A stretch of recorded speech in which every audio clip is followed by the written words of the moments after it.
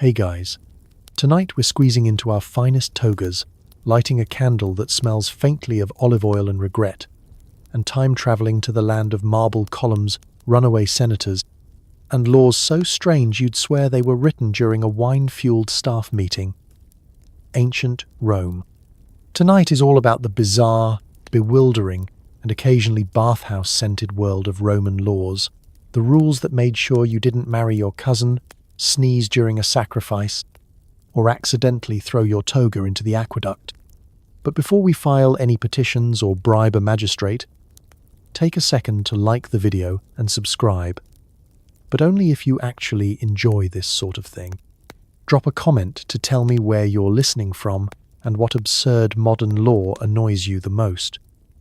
Bonus points if it involves parking tickets. Now, dim those lights, throw on a fan for that soothing background hum, and get comfortable. Maybe grab a blanket, or if you're feeling particularly authentic, wrap yourself in a bedsheet and start practicing your Latin sighs. Let's pause for a second. Have you ever wondered why Romans banned certain hairstyles? Or what happens if your neighbor's sacred goose poops on your doorstep? Could you get in trouble for wearing too much purple? Or is that just a bad fashion choice? What if you were late to a Senate meeting? Could you blame it on a bad omen? Or was that just what politicians said back then too? Congratulations, you've just woken up in Rome 80 CE. You're wearing sandals, your toga keeps slipping, and you're about to learn that surviving Roman law is harder than passing a Latin grammar test hungover. Good luck. Rome wasn't just the land of emperors and philosophers, it was also the land of very fussy dress codes. The law was crystal clear. Unless you were an emperor, senator, or hoping to make a fast enemy, don't even think about wearing all purple. It was less fashion, more felony. One wrong swish of a forbidden colour, and suddenly you're accused of impersonating Caesar. Good luck explaining that at the laundromat. Let's set the scene. You've just woken up in your Roman insula. The early morning sun filtering through the window. The street below already noisy, with vendors selling bread, olives, and something that's either fish or a very bold cheese. You're groggy, hungry, and running late for your big day at the forum. You glance at your clothes. A tidy, respectable white tunic. Maybe a slightly threadbare cloak. Nothing that screams arrest me. But then you remember. Today, you're supposed to impress your in-laws. And nothing impresses a Roman mother-in-law like a bold splash of colour. You reach for that deep, royal purple scarf you found at the market last week. Big mistake. In ancient Rome, purple wasn't just a colour, it was a status symbol, a legal category, and occasionally an invitation to be tackled by the world's crankiest textile police. The purple dye itself was outrageously expensive, made from tiny sea snails that had to be harvested one at a time by people who probably still smell faintly of mollusk. If you thought modern designer brands were overpriced, just wait until you hear that a pound of Tyrian purple dye could cost more than its weight in gold. So, naturally, Rome decided this colour should only grace the shoulders of the absolute top-tier elite.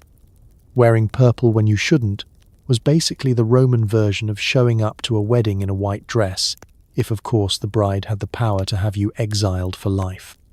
The emperor himself reserved the exclusive right to wear the toga picta, a full purple toga, embroidered with gold, while senators and high officials had to settle for a mere purple stripe on their tunics. You, as a regular citizen, got white. Maybe beige if you felt spicy. Lavender? Don't even whisper it. That's how you end up with a surprise haircut, courtesy of the Praetorian Guard. These rules weren't just enforced by tradition, they were actual laws, with real punishments. We're talking fines, public shaming, or in truly outrageous cases, being accused of treason for attempting to look imperial. Try explaining that to your friends. I didn't mean to commit treason, I just really like jewel tones. Now, let's talk about fashion emergencies. What if you accidentally got purple dye on your sleeve while washing clothes at the communal fountain? What if you sat on a bench that still had a senator's cape draped across it, and now your backside is suspiciously violet? Roman law was not especially sympathetic to the "my laundry ate my toga" defense. If the wrong person saw you, you could find yourself summoned before a magistrate who probably hadn't laughed since Julius Caesar grew bangs. Of course, this led to all kinds of creative solutions. Wealthy Romans, desperate to show off without breaking the law, would edge their tunics with the faintest hint of purple, hoping the fashion police needed a new prescription. Some clever folks experimented with maroon, burgundy, or a kind of suspicious eggplant shade just to see how close they could get without being tackled in the street. It's like the ancient world's version of, is this color technically navy, or am I going to jail? Even accessories were suspect. The wrong sash, the wrong shoes, a little too much purple trim on your sandals, and suddenly you're being glared at by some patrician's grandmother who remembers the Republic and wants everyone else to remember their place. Because in Rome, fashion wasn't just self-expression, it was public order. If everyone dressed like the emperor, how would you know who to avoid at a dinner party? So next time you complain about office dress codes or school uniforms, spare a thought for the ancient Romans, risking fines, exile, or a humiliating scolding just for reaching for the wrong scarf in the morning. Purple may be the color of royalty, but in ancient Rome, it was also the color of don't even think about it. Now, straighten your toga, stick to the whites and browns, and try not to attract the attention of any suspicious magistrates. Because in Rome, blending in was the new black, and purple was a one-way ticket to trouble. In Rome, animals weren't just pets. They were minor celebrities and sometimes witnesses in court. Sacred geese were protected by law, and if one of them bit you, you could try suing it. The judge might not take your case, but the goose certainly would. Let's waddle right in. Imagine you're strolling along the marble paths of ancient Rome, minding your own business, perhaps contemplating the day's rations or whether you remembered to bribe the laundry boy. Suddenly, a goose, sleek, shiny-feathered, and oozing self-importance, blocks your way. You hesitate. On one hand, it's a goose. On the other, this is not just any goose. This is one of the famous sacred geese of Juno, hallowed defenders of Rome, and, according to city ordinance, basically above the law.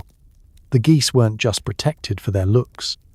Legend had it that centuries ago, when Rome was under attack by the sneaky Gauls, the sacred geese raised such a honking, flapping ruckus that they saved the city from disaster.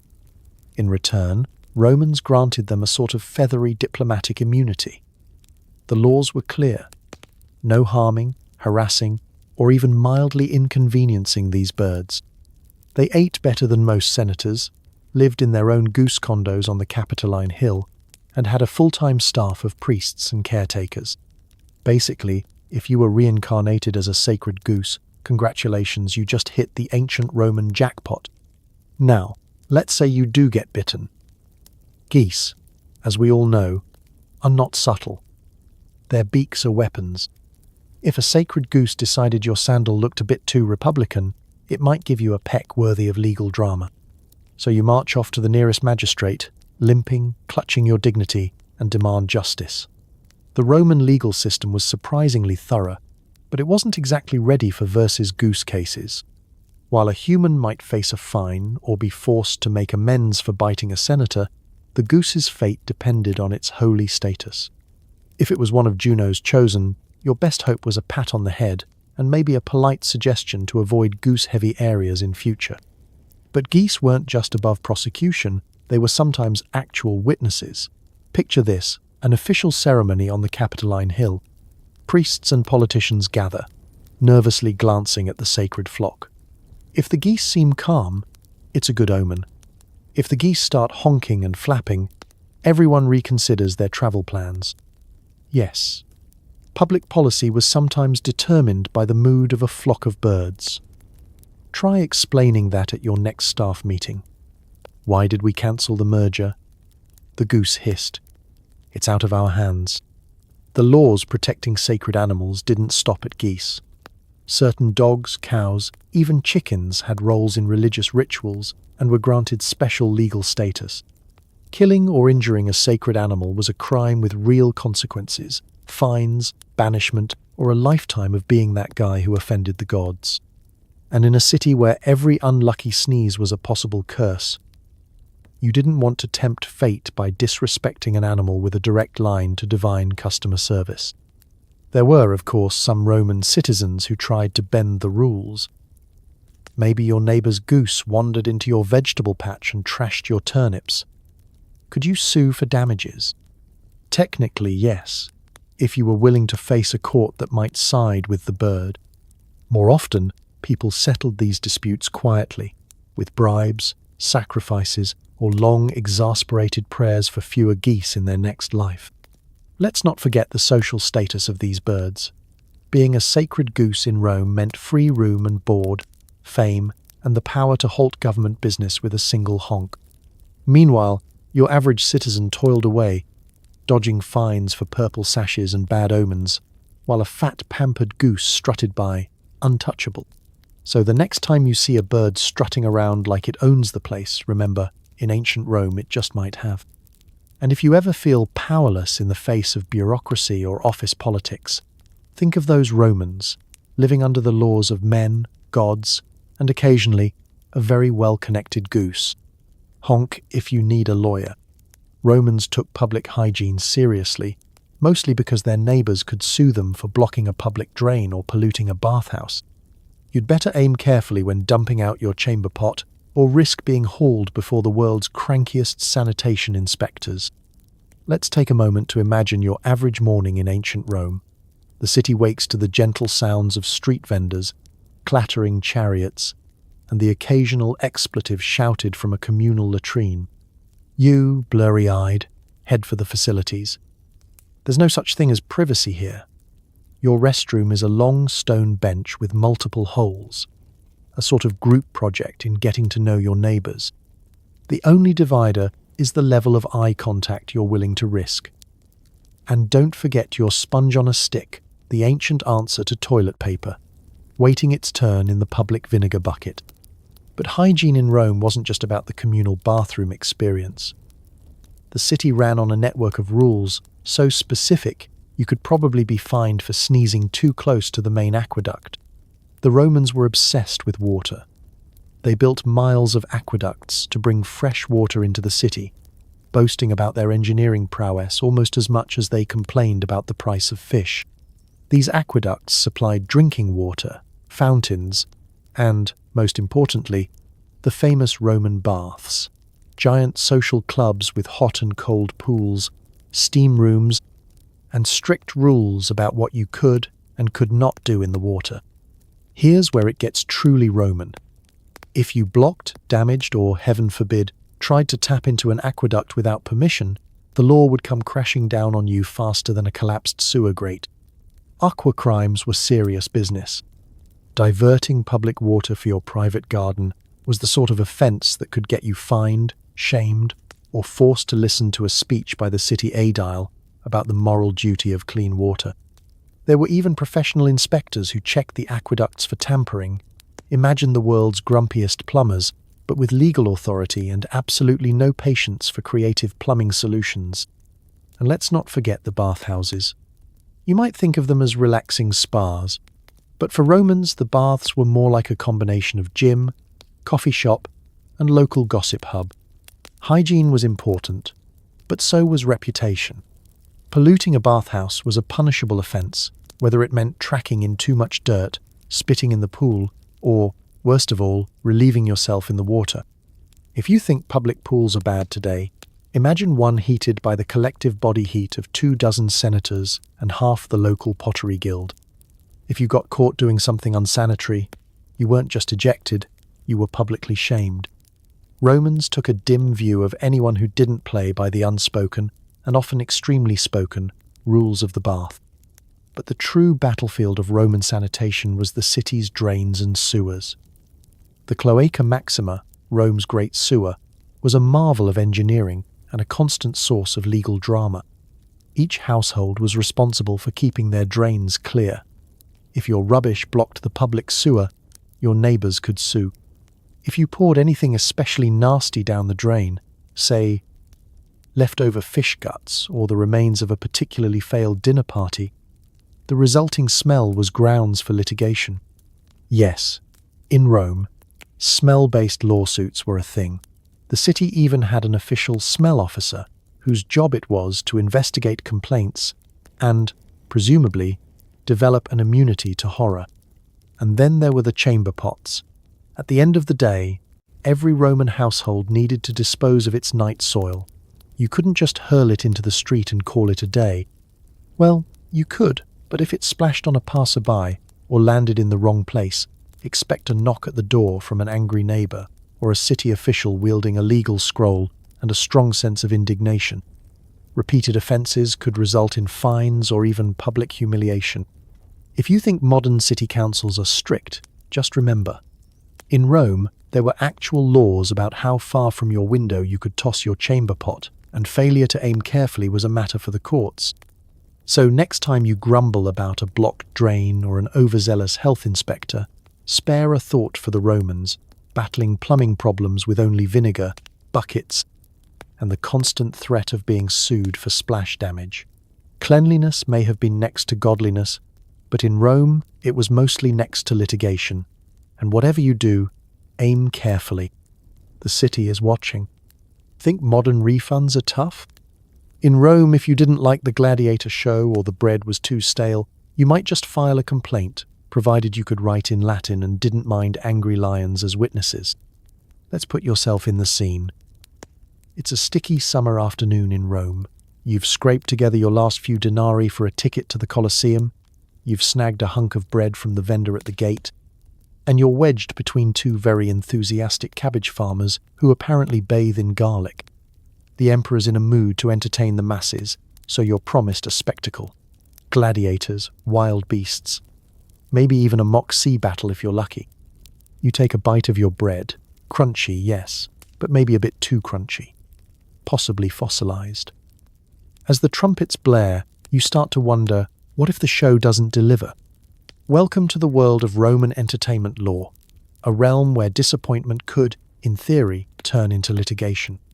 The bread and circuses policy was meant to keep the population happy and, let's be honest, distracted from things like taxes and politics. Emperors took this so seriously that if the games were poorly run or the food was dangerously bad, a citizen could actually file a grievance. Sometimes it was formal. Sometimes it was just a very dramatic complaint delivered loudly in the forum until someone important agreed to listen. Think of it as ancient Rome's answer to Yelp, but with more chance of being trampled by a horse. The rules for entertainment providers, those who organized games, festivals, and feasts, were surprisingly strict. The state subsidized huge amounts of bread and sponsored public spectacles, but if the bread was rotten or the games were a snooze, there were consequences. Official quality inspectors roamed the stands, checking the bread for mold, making sure no one was trying to pass off yesterday's leftovers as fresh.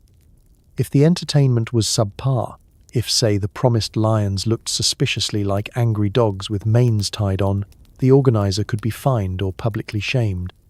And if you thought that modern sports fans were rowdy, you haven't met a Roman crowd denied their favorite gladiator match. Spectators were not shy about voicing their displeasure. Booing, hissing, and occasionally pelting the arena with whatever stale food they hadn't already eaten was standard practice. In some notorious cases, the uproar was so intense that officials were forced to offer refunds or promise extra games just to restore order. Picture the world's angriest customer service desk, but instead of a returns policy, they hand you a new coupon for one free public execution, valid through Saturnalia. But what about actual lawsuits? Yes, they happened, especially when food or entertainment failed to meet the legal definition of not poisonous or mildly enjoyable. If you were served bread that made you sick, you could haul the vendor before the magistrate. Your case would be heard, witnesses called, and evidence, sometimes literal, sometimes digestive, would be presented. If a performer failed to show up or the festival organizer skipped town, contracts could be enforced in court, with penalties ranging from hefty fines to the dreaded public apology, which involved standing in the forum wearing a sign that said, essentially, I promise to do better bread next time. And then there were the spectacles themselves.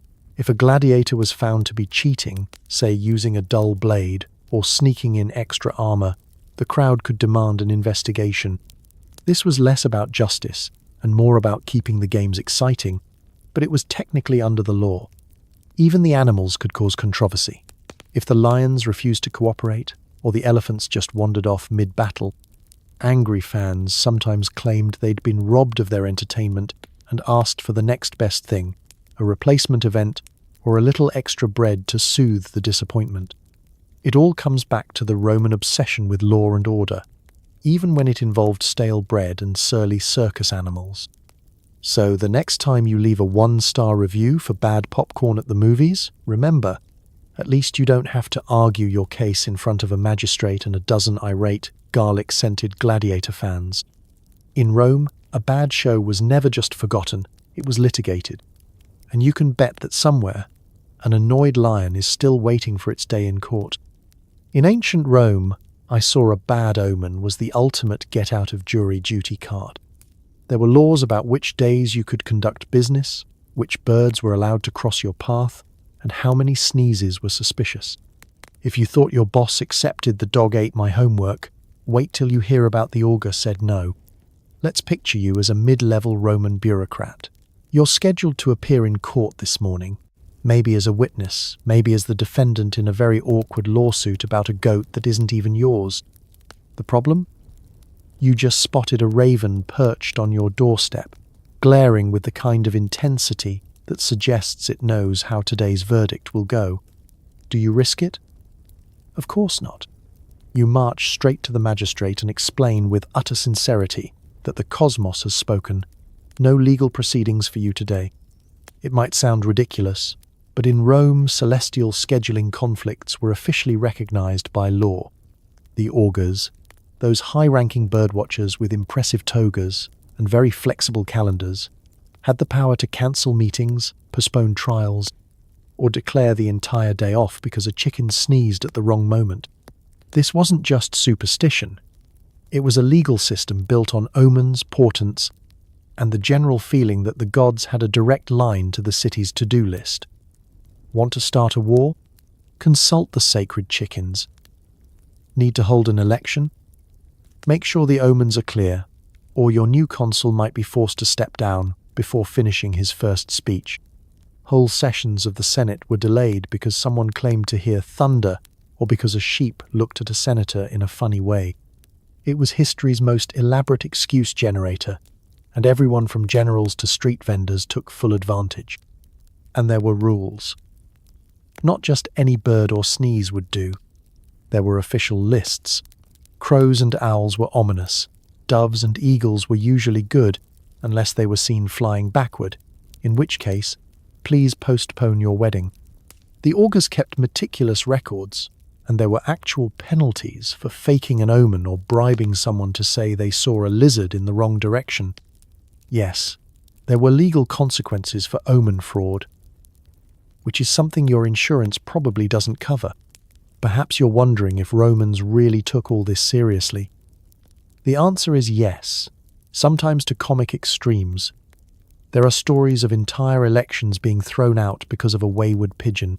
Politicians could and did use omens strategically. Didn't want to vote on a new tax? Insist you saw a suspicious cloud. Need to delay your political rival's speech? Send your cousin to bang pots in the forum until someone decided it sounded like thunder. Roman life was a complicated dance of ritual, timing, and plausible deniability, with the gods conveniently available to cover for your worst hangovers. Omens even crept into personal life. Business contracts included clauses about what to do if a bad omen appeared during negotiations. Marriage dates were carefully chosen for maximum celestial approval, and funerals could be rescheduled if someone so much as sneezed during the eulogy. If you thought modern astrology had power, you haven't seen the panic when 3 geese in a row honked at a Roman bride. Of course, this created a certain cynicism. Everyone knew the system could be gamed. That's why laws existed to punish people who abused the omen loophole. If you were caught inventing bad luck to dodge taxes or jury duty, the penalties could be harsh, anything from a hefty fine to being forced to clean the augur's bird cages for a month. But even with these checks, the Roman faith in signs and portents was unshakable. It offered a way to explain the inexplicable, to slow down the relentless march of bureaucracy, or simply to get out of an awkward social obligation. After all, it's hard to argue with the gods said no. So next time you're tempted to call in sick because you heard a weird noise, remember, in ancient Rome, you just needed a well-timed bird, a sneeze, or a little help from a local augur. It's history's most creative excuse, and honestly, we could use a little more of that magic in the modern workplace. Just don't step on the threshold. The lizard looked at you funny. Better reschedule. The Roman Senate was obsessed with who could marry whom. Laws banned marriages between close relatives, but defined close in ways that made even the family tree confused. Welcome to a society where matchmaking was a legal minefield. Imagine you're a young Roman with a twinkle in your eye and a toga freshly laundered for courting season. You spot the perfect candidate across the forum. Charming, respectable, and, according to your grandmother, a very nice relation. Now you just need to make sure this person isn't off limits, according to the latest update from the Senate's Bureau of Who's Allowed to Hold Hands. Here's where things get murky. The Romans, you see, weren't content with simple no siblings, no first cousins logic. No, their marriage laws were the bureaucratic equivalent of a spider's web, full of odd loopholes, sudden dead ends, and the constant risk of legal entanglement with your second cousin once removed. The base rule was clear enough. Direct family, off the table. Marrying your parent, child, or sibling. Absolutely not, unless you fancied exile, public shaming, or worse, a stern lecture from a lawyer in a purple stripe. But beyond that, things got fuzzy. What about your cousin? Well, in early Rome, this was considered a bit too close for comfort. But as the centuries went on, the definition of too close shifted like a Roman politician caught in a scandal. Sometimes cousins were forbidden, sometimes they weren't, depending on what year it was and who was in charge. Second cousins? Usually fine. Step-siblings? That depended on how many step-siblings you already had, and whether your family tree looked like a grapevine in a windstorm. Now add to this legal soup the concept of affinity. Basically, all the people you were related to by marriage, not blood. Romans were terrified that the wrong marriage could upset the delicate balance of property, inheritance, and awkward family dinners. If your deceased spouse's sister looked appealing, you might have to wait several years and get a special legal waiver before you could even consider popping the question. Sometimes the answer was still no, just because a pontifex decided it felt weird. Welcome to Roman romance. But wait, it gets better. There were even more layers of complexity depending on your social status. Patricians, Rome's old money elite, had stricter rules than plebeians. If you tried to marry below your station, you risked not only family outrage but also potential legal trouble. Special classes of citizens, like senators, were subject to extra restrictions to keep the bloodlines pure. And if you were a freed slave, your options were even narrower, with special laws dictating which other freedmen or citizens you could marry, and which ex-masters had to give approval. Naturally, people got creative. Love, or more often land and property, finds a way. Families hired professional genealogists, basically ancient stalkers with a good memory for names, to prove or disprove relationships. People adopted children not because they wanted a bigger family, but because it allowed them to skirt certain marital restrictions. Marriage contracts became epic works of fiction, with entire sections dedicated to, just to clarify, we are definitely not related in any legally problematic way, see attached family tree, Appendix B. It all sounds ridiculous until you realize just how high the stakes were. Marry the wrong person, and not only could you lose your inheritance, but your children might be declared illegitimate, and you might even face criminal charges. The Senate even issued periodic reminders. Just a heads up, citizens. Here's the updated list of people you definitely cannot marry this month. If you thought Facebook relationship statuses were confusing, try explaining to your neighbor why your marriage was annulled because of a papyrus mix-up. Despite all the regulations, Roman weddings were still grand affairs, full of flowers, songs, and the vague suspicion that someone was about to be sued. The legal wrangling usually faded into the background until it didn't, and then you'd find yourself back in court, explaining your family tree to a bored magistrate and a flock of sacred geese who were probably more interested in the catering. So next time your family asks about your dating life, just remember, at least you don't need Senate approval, a lawyer, and 3 generations of paperwork just to propose. In ancient Rome, finding true love was hard. Navigating the marriage laws was harder. You want political power? The law says you have to be rich, male, at least 30, and able to bribe the right people discreetly. Oh, and if you campaign with too many musicians, that's illegal. Sorry, toga-wearing rock stars. Let's picture your big day. You wake up early, hair expertly tousled, for that I woke up like this, but also spent 2 hours on it effect, toga pressed, sandals freshly oiled. You are ready to run for office in ancient Rome. The only thing standing between you and the coveted magistrate's seat? Roughly half the city, a labyrinth of laws, and your bank account, now emptier than a Roman bath at midnight. First, you check your credentials. Are you a man? Good. Are you a Roman citizen, not some upstart from the provinces? Even better. Are you wealthy enough to finance your own campaign, throw a few public feasts, and cover the miscellaneous expenses that might include, say, a suspiciously generous donation to the local fire brigade? Now you're in business. But here's where the rules get wild.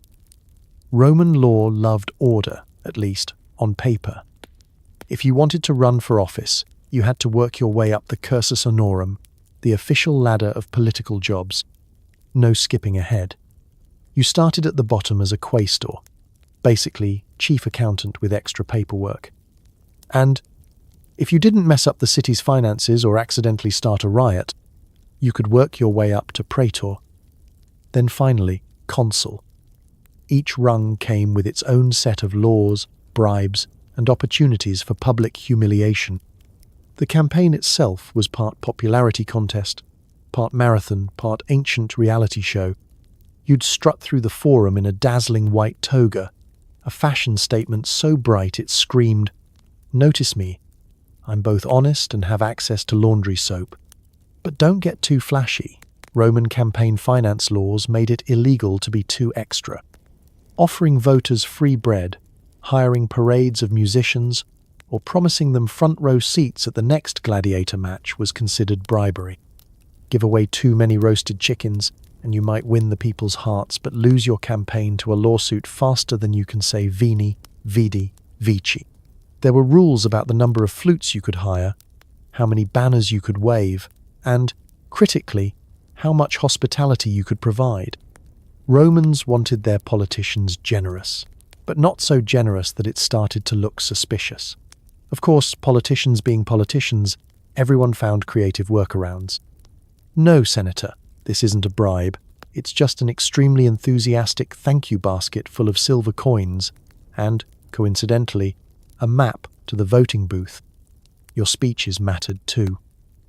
The law required you to deliver your platform publicly, which was risky if your voice cracked or you had the rhetorical skills of a damp sponge. Competitors and hecklers would circle like hungry wolves, waiting for you to trip up, forget a law, or accidentally mispronounce someone's name in Latin. Did he just call Gaius a goat? Scandal. And then there were the supporters. Technically, paid supporters were banned, but everyone seemed to have a group of suspiciously enthusiastic fans who just happened to show up at the right time, shouting the right slogans, and definitely not being paid under the table with pies and wine. The ancient Roman version of the hype squad. All of this was overseen by electoral officials who took bribes almost as seriously as they took their own lunches. If you crossed the line, say, by holding an illegal after-party with a band of flautists and a suspicious amount of free olives, You could be charged with ambitus, electoral corruption, fined, exiled, or at the very least forced to wear last year's toga in public as a mark of shame. And if you actually won, congratulations.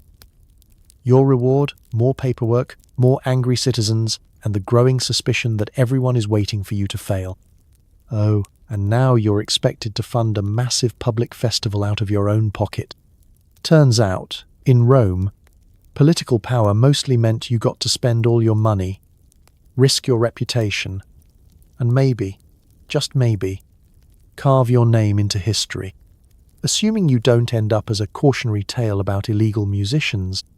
So, next time you see a politician sweating through a speech, remember, at least they didn't have to count flutes, dodge lawsuits for excessive hospitality, or explain to their mother why their togas suddenly last season. Welcome to Roman politics. May the odds and the augurs be ever in your favor. Ever been told you need a haircut? In Rome, the law sometimes told you exactly what haircut you could have. Certain styles were reserved for priests, others for mourners, and a few only for those who had just lost a lawsuit. Let's lather up. You're in ancient Rome, and you wake up needing a trim. Maybe your curls are too wild, or maybe you're feeling bold and want to debut a new look at the baths. Here's the catch. Your next hairstyle might just be dictated by the state. Forget barbershop small talk. In Rome, the question wasn't, what do you want? It was, what are you allowed? Start with the priests. If you were a flamen, one of Rome's top-tier holy men, you rocked a very specific cut called the apex, a weird pointy cap balanced on a patch of uncut hair. It was kind of like a sacred cowlick. Let your hair grow too long or shave it too close, and you could lose your priestly job or, worse, get gossiped about by toga-wearing old ladies in the marketplace. It turns out even in the ancient world, nothing was scarier than religious scandal and neighborhood shade. But the state didn't stop at priests. There were entire legal codes around mourning hair. If your family was unlucky enough to have a death, you'd show up at the funeral looking like you'd lost a bet with a weed whacker. Men would grow out their beards, women would let their hair go wild and unbound, and everyone generally aimed for grief-stricken scarecrow chic. If you dared show up at a funeral with a freshly styled do, you risked social suspicion and possibly a fine for disrespect. Romans knew how to weaponize a side eye. For convicted criminals, especially debtors or people who'd lost a lawsuit, the law prescribed another haircut, the capellatio. This was basically the ancient Roman version of the walk of shame. Picture it. You lose your case, and before you can even dust off your toga, you're marched off to the barber shop for a forced makeover. Your hair is cut so short it screams, "I lost in court and now everyone knows." It's the kind of legal system where even your split ends get judged. Hairstyles even affected your social status. Only free men could wear their hair in certain styles. Slaves were often forced to keep their hair closely cropped or wear it in utilitarian buns, so nobody mistook them for anyone important. Freedmen, those lucky enough to have bought their way out of servitude, sometimes went wild, growing their hair long as a sign of freedom. But not too wild, because then you'd risk being accused of trying to look like a barbarian, which was an insult that combined unpatriotic with probably doesn't wash behind the ears. Let's not forget the fashion police. Laws were enforced by the aediles, magistrates who doubled as public moralizers and event planners. If your haircut was too edgy, too foreign, or too obviously inspired by those flashy Greeks across the sea, you might get a warning, a fine, or a scolding in front of your friends. The Senate occasionally issued new guidelines. No more mullets. Also, if you looked like you spent more time with a curling iron than with the household gods, rethink your priorities. Some emperors even passed laws banning certain styles, especially if they were seen as decadent or threatening to Roman identity. Women weren't spared either. A proper Roman matron was expected to keep her hair up, arranged in intricate coils or braids, a look that was equal parts social status and puzzle. Show up with your hair down in public, and everyone assumed you were either in mourning, fresh from a divorce, or on your way to a cult meeting. And heaven forbid you copied a hairstyle popularized by the Empress without the proper connections. That could get you accused of social climbing, and you'd be talked about from the forum to the laundromat. Of course, not all rules were enforced equally. If you were rich enough or friends with the right people, you might get away with a little style rebellion.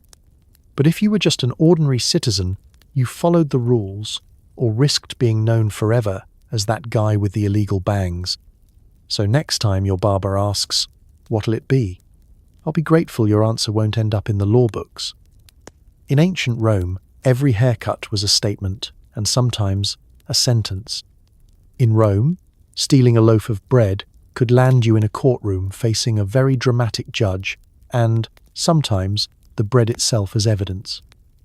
Prepare for the most literal take on court red-handed. Let's set the stage. You're a hungry Roman, pockets empty, stomach rumbling, and the scent of fresh bread wafting from the local bakery has become an actual torment. It's late afternoon. The baker has stepped away for just a moment to shout at a goat, as one does. You seize the opportunity, slip behind the counter, and snatch a loaf. It's not even the good bread, just a slightly stale one, but desperate times. Unfortunately, your timing is about as bad as your luck. The baker returns, catches you in the act, and suddenly you're not just a snack thief, you're a defendant. Now, the Roman legal system loves nothing more than a bit of public theatre. Court cases weren't held behind closed doors, but out in the open, in forums where your neighbours could watch, comment, and quietly judge both your crime and your tunic. Your accuser, the baker, is already rehearsing his opening monologue. You, meanwhile, are mentally composing your plea. It was for the gods, I swear. Spoiler alert, the gods don't take bread bribes. You arrive at the magistrate's bench, trembling slightly, still clutching the offending loaf. In Rome, evidence was important, and so was drama. The stolen bread is produced, held aloft like a sacred relic, perhaps still bearing the marks of your nervous grip. Witnesses are called. The baker's neighbour testifies he saw you acting suspicious near the olive jars 3 days ago. Someone else claims you once eyed a fig tart for a little too long. The court nods gravely. Rome takes its carbs very seriously. Roman law, especially under the 12 tables, was astonishingly detailed about theft. Petty theft, furtum, could land you with a range of punishments depending on how, where, and even when you stole. Steal in broad daylight? You might be lashed, fined, or paraded through the streets as an example. Steal by night? Worse, Romans believed sneaking around after dark was especially suspicious and deserved extra attention from the justice system. Some unlucky thieves found themselves branded, shackled, or forced to pay back several times the value of whatever they stole. Hope you enjoyed that 3-copper loaf. The court experience wasn't just legal, it was social. This is where the real punishment began. There was the public humiliation. Neighbours would murmur, children would point, and even the local dogs seemed to look at you with extra suspicion. The baker, meanwhile, had the satisfaction of reclaiming his bread and possibly earning a little street cred. That's right, I caught the thief. No one takes my sourdough and gets away with it. Of course, if you could afford a lawyer, and you probably couldn't, being the bread-stealing type, you might try to argue extenuating circumstances. Maybe you were starving, maybe the bread was technically past its best-by date, or maybe you slipped and fell and the loaf landed in your hands. The magistrate might listen. Then again, he might just quote the law, fine you, and move on to the next case of vegetable fraud. Punishments weren't always severe. Sometimes, for first offences, you could get away with a warning, community service, helping clean the public latrine, for example, or the old-fashioned shame and go home hungry. Repeat offenders, however, weren't so lucky. Petty crimes could quickly escalate. Steal once, you're a fool. Steal twice, you're a menace. Get caught 3 times, and you might be shipped off to work in the mines, where the only bread you'd see was imaginary. And if you're picturing a system stacked against the little guy, well, yes. wealth and connections went a long way. If a senator's son was caught filching pastries, the punishment was likely a stern talking to and a discreet bribe. But for regular folks, the law was the law, and bread theft was a gateway to public shame and possibly a legendary story told by neighborhood grandmothers for years to come. So, next time you're tempted to sneak a cookie, remember the Roman courtroom. Dramatic, public, and possibly attended by a loaf of bread as Exhibit A. In Rome, even the smallest crime could become the biggest spectacle. Wine was everywhere in Rome, but so were the rules about who could drink, when, and where. There were even laws against certain types of parties. Cheers, unless it's a Tuesday. Let's pop a cork and pour you into the ancient world's most complicated happy hour. You might think Rome was one long boozy toga party, but if you picture a city where everyone's tipsy all the time, you've never met the Roman legal system. Wine was life, sometimes literally, since the water was often a bacterial roulette, but Romans turned drinking into a regulatory sport. The government had opinions about who could drink, how much, and whether you were allowed to make a toast without first checking the calendar and your social class. First, age and gender mattered. For men, especially citizens, wine was considered an everyday beverage. But women?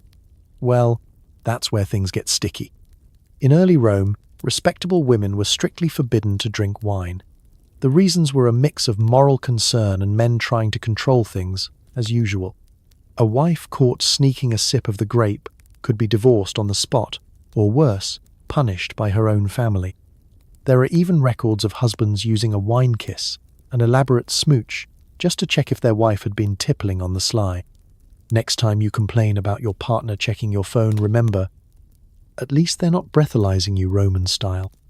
Of course, these rules relaxed over the centuries, especially as Rome's parties got wilder and the upper class discovered the joys of mixing wine with everything from honey to seawater. Yes, seawater. Apparently, notes of brine and regret were highly sought after by connoisseurs. Still, there were always lines you couldn't cross. Drinking in public baths, for example, was a big no-no, unless you were an emperor or very good at bribing bath attendants. Drinking on certain religious days was also forbidden, unless you were a priest and the wine was part of a sacrifice. In which case, bottoms up. And don't forget to thank Bacchus. Parties themselves were a minefield of laws and loopholes. The Romans loved a good convivium, but these gatherings had rules.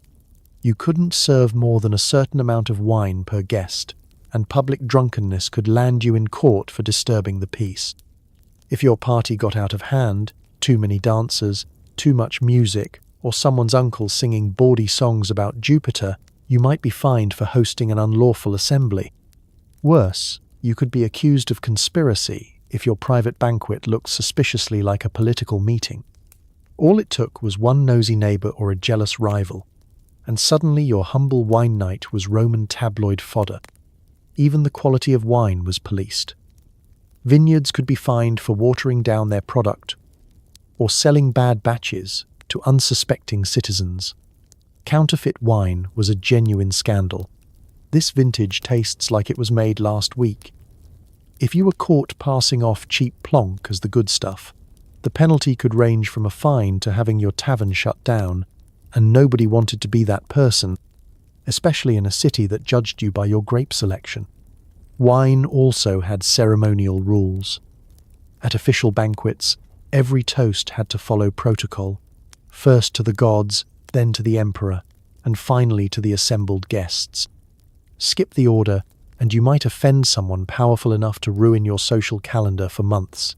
And don't even think about toasting with undiluted wine. Drinking it straight was considered barbaric.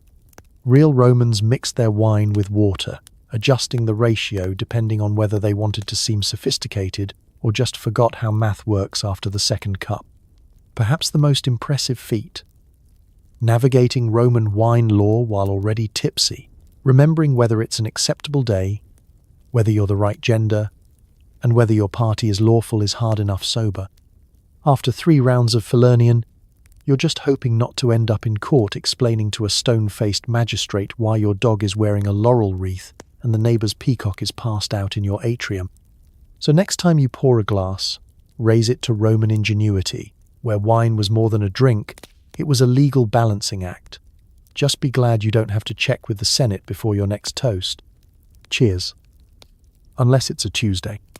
Want to take a midnight stroll through Rome? Not so fast. Curfew laws, night watchmen, and a city full of stray cats meant your best bet was to stay inside or claim you were on official moon-gazing business. Let's set the scene. It's late in ancient Rome, the sun has set behind the hills, and the city that bustled with noisy vendors and political arguments has gone eerily quiet. The marble streets, once echoing with the sound of sandals and sales pitches, are now shrouded in shadow. You, restless and maybe a bit curious after too much wine diluted, of course. Let's not break two laws at once. Think about slipping out for some fresh air. Maybe you need to clear your head, or maybe you just want to see if the bakery's still tossing out day-old bread. You crack open your door and immediately think, is this worth getting fined or worse, mistaken for a burglar? Because in Rome, the night belonged to the law as much as the day. Official curfews were common, especially during times of political unrest, public festivals, or whenever the Senate decided people were having too much fun after dark. The rules could change without warning. Sometimes you'd hear the town crier shout the night's curfew. Sometimes you'd just have to guess. Is it curfew tonight? I don't know, ask the cats. The reason for these strictures wasn't just the fear of crime, though that was definitely a big part of it. Rome was a city of narrow streets, hidden alleyways, and more than a few enthusiastic thieves. By nightfall, darkness took over. No streetlights, just the odd torch or oil lamp flickering in a doorway. The city was a maze, and getting lost was almost a civic tradition. That's if you weren't mugged, propositioned, or tripped by a stray chicken first. So who enforced these laws? Enter the vigiles, Rome's night watchmen. Half firefighter, half policeman, and full-time party pooper, the vigiles patrolled the streets in pairs, making sure people stayed out of trouble and indoors. Get caught wandering without a good excuse, and you might be hauled before a magistrate to explain yourself. What counts as a good excuse? Emergency, official business, or, you guessed it, moon-gazing. Apparently, if you claimed you were observing celestial phenomena, some officers would let you off with a warning, mostly because they didn't want to listen to your impromptu astronomy lecture at 2 a.m. Of course, as with all Roman laws, there were loopholes for the well-connected.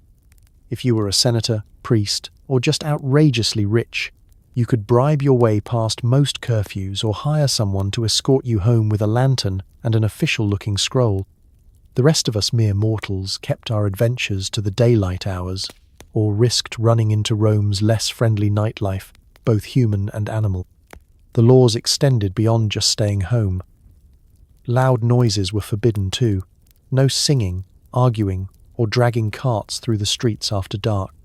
If you dropped a jar, you'd better hope nobody important was trying to sleep nearby.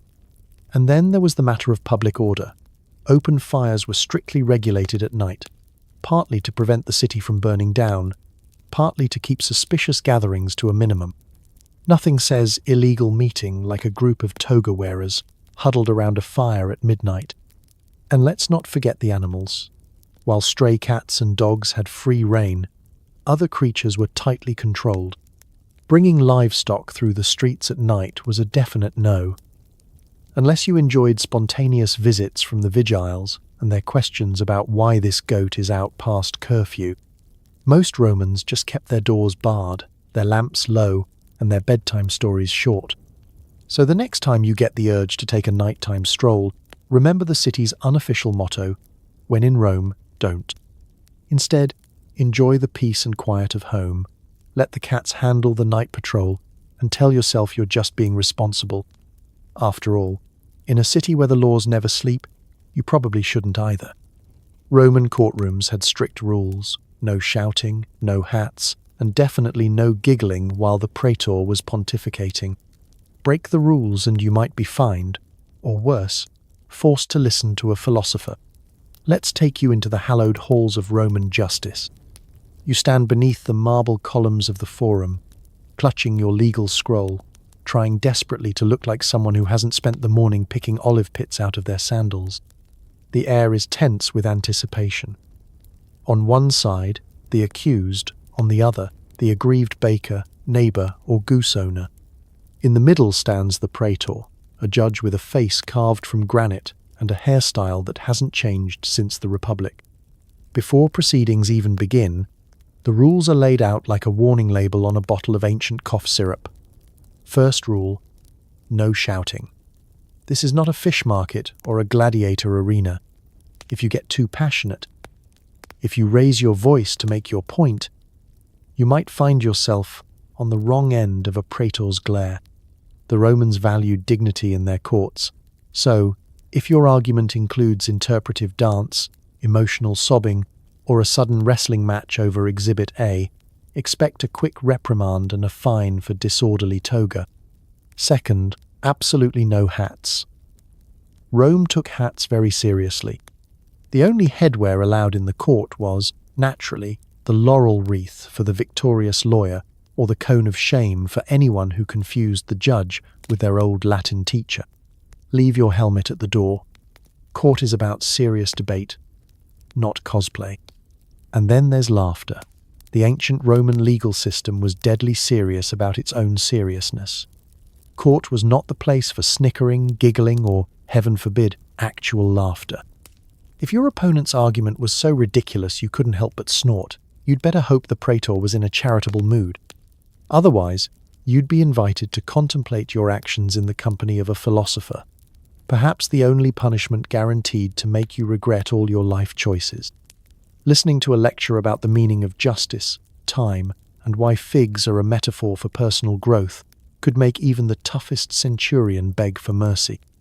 Of course, some people tried to test the limits. The more creative the courtroom drama, the more likely someone was to crack a joke, especially if the case involved property lines, goats, or the infamous neighbour's olive tree branch. But the praetor's bench was an island of calm amid the chaos, and the moment anyone's lips twitched, the judge would thump his staff, stare over the top of his scroll, and remind everyone that Roman law is not a comedy. Or, as one famous legal scholar put it, he who laughs last laughs outside the courtroom. And if you thought lawyers could get away with a little courtroom banter, think again. Legal advocates were held to the highest standards of behaviour. Their speeches were supposed to be models of reason, logic, and polite insult. Never sarcasm, never slapstick. One too many puns, and you'd be docked your fee or, worse, banned from court for a month. Imagine the shame of being a Roman lawyer without a forum to grandstand in. Witnesses, too, were expected to keep their composure. No dramatic fainting, no miming, no "but I swear" on Jupiter's left sandal moments. If you couldn't stick to the facts, you were politely but firmly shown the exit. The only acceptable drama was in the evidence itself, sometimes literally, as when the bread, goose, or haunted urn was paraded before the judge for inspection. All of this seriousness served a purpose. In a city where gossip travelled faster than the aqueducts, maintaining order in the courts was a matter of public trust. The forum was the heart of civic life, and nobody wanted it to turn into a circus unless, of course, they were suing the circus. So next time you're in a courtroom, or just at a particularly tense HOA meeting, remember, keep your hat off, your laughter to yourself, and whatever you do, don't giggle while the praetor's talking. Roman law was many things, but fun wasn't one of them, and if you're unlucky, you might just end up listening to a philosopher explain why. Diverting water from an aqueduct was a crime so serious, people actually went to jail for it. You could argue you were just testing the flow, but nobody ever bought that excuse, not even in Latin. Let's turn on the taps of Roman justice. Imagine you're a thirsty citizen, tending to your humble garden in the shadow of Rome's mighty aqueducts. Your cabbages are drooping, your neighbours are watching, and that cool, sparkling stream flowing overhead looks awfully tempting. Maybe you rig up a clever little pipe, just a trickle, you tell yourself, just enough to keep the lettuce from resembling a sun-dried senator. Unfortunately, Rome's water police take their jobs even more seriously than modern parking attendants. Within minutes, you're surrounded by angry aediles, the city's official water watchdogs, and now you've got a legal headache pouring down on you faster than a broken lead pipe. Romans didn't just love their water, they practically worshipped it. Aqueducts were the pride of the city. Symbols of power, engineering, and Roman superiority over people who still drank out of muddy ponds. Water was life, but it was also law. Every drop of that precious aqueduct flow belonged to the public, and the rules about who could use it, when, and how much were written in stone, sometimes literally, on plaques nailed to the nearest wall for all to see. Here's the legal twist.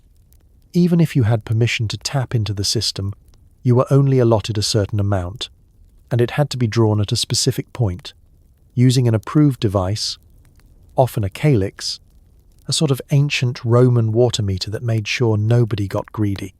If you tried to sneak extra water, tamper with your neighbour's supply, or, heavens forbid, reroute the main flow to give your bathhouse a competitive edge, you were guilty of aqua furtum, water theft. And unlike most crimes where a bribe or a bit of public weeping might save your skin, water theft was considered an offence against the whole city. That meant real punishments, from hefty fines to public shaming, exile, or a stint in Rome's least popular spa, the city jail. The investigation process was almost comically thorough. Suspicious drop in public fountain pressure? Sudden surge in your tomato crop? A team of inspectors would descend, following the pipes like bloodhounds, checking every joint and junction. They carried official tablets and no patience for creative plumbing excuses. No, Marcus, your fig trees don't need that much hydration. And no, we don't believe the aqueduct just happened to spring a leak into your cellar. But it wasn't just private citizens getting in trouble. Bathhouse owners, villa magnates, and even temples sometimes got greedy, tapping the public supply for private luxury. When caught, these offenders faced not only legal penalties, but also the wrath of the populace. Nothing got Romans riled up like finding out their morning wash was delayed because some senator's peacocks needed a bubble bath. There were even stories, part legend, part cautionary tale, of would-be water thieves trying to bribe aqueduct maintenance crews, only to be outed and paraded through the forum carrying buckets labelled Water Bandit. If that didn't get the point across, the city might confiscate your property or slap you with a fine big enough to fund a whole new fountain. In a city where clean water was a matter of life and status, the laws made sure no one forgot whose water was whose. So how did Romans keep everything flowing? The answer was constant vigilance, endless paperwork, and the sort of communal suspicion that makes modern hoa boards look like summer camp. If your neighbour's roses suddenly looked suspiciously perky, or the baker's bathhouse never seemed to run dry, it didn't take long for accusations and legal trouble to start gushing. Next time you fill a glass from the tap, remember, in ancient Rome, that little trickle came with more red tape than an imperial scroll. So be grateful you can water your garden without a court summons. And whatever you do, don't test the flow. Rome is still watching.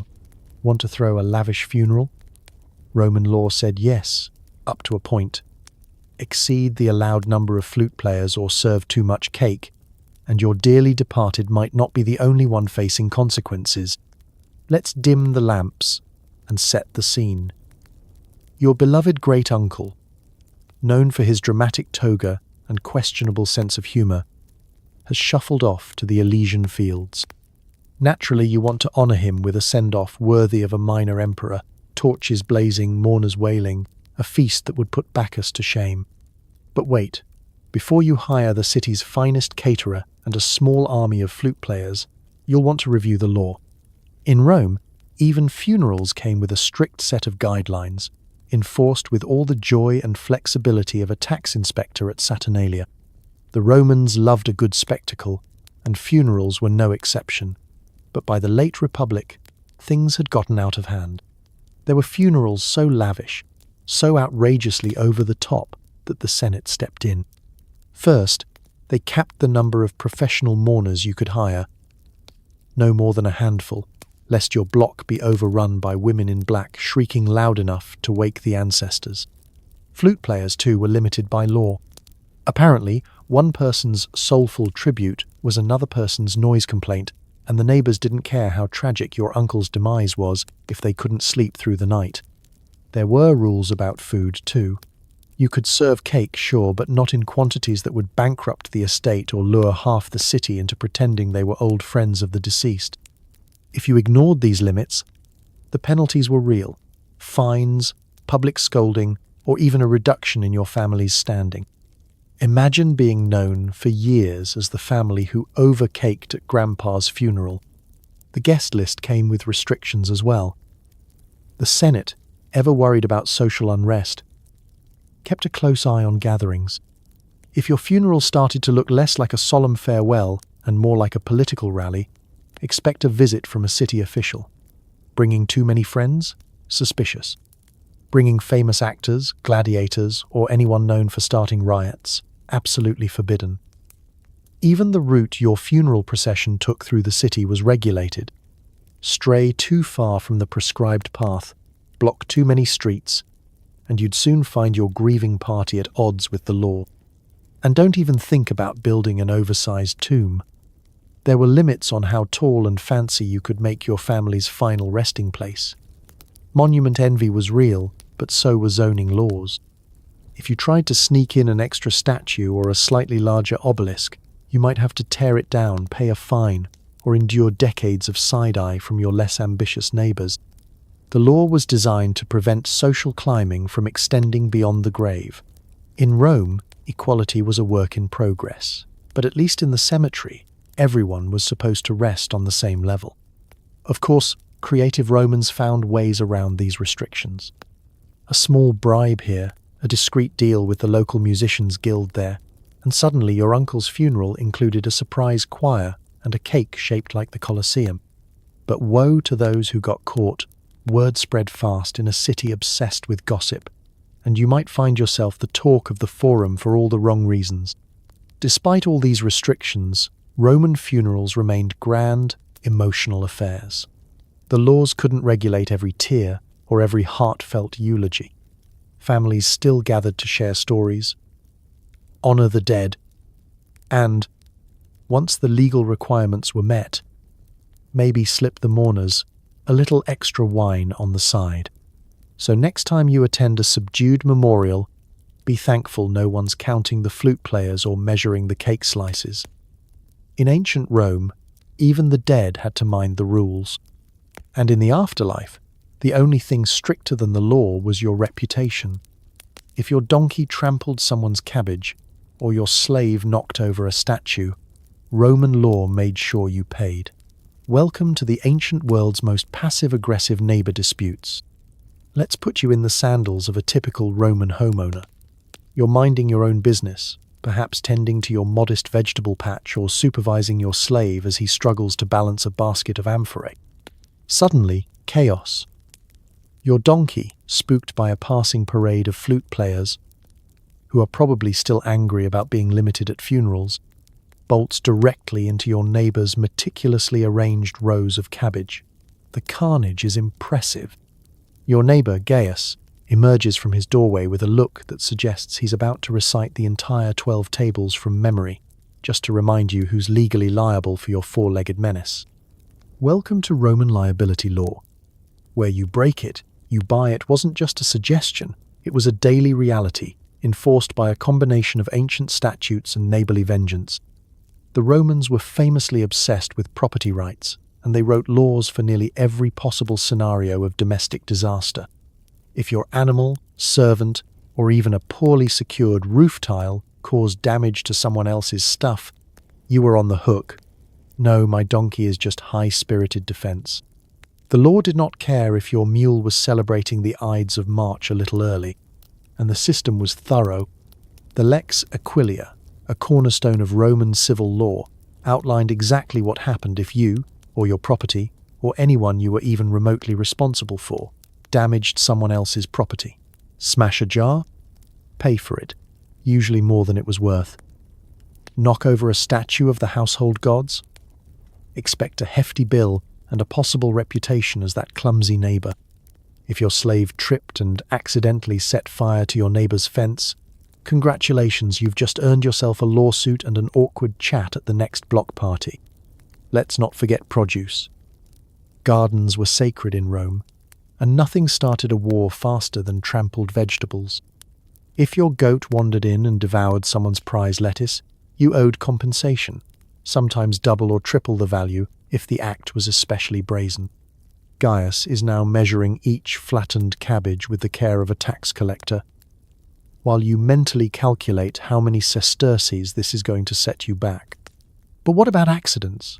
Surely, if something truly unexpected happened, say, an earthquake knocked your laurel tree onto your neighbor's brand new sundial, you'd get a pass, right? Not exactly.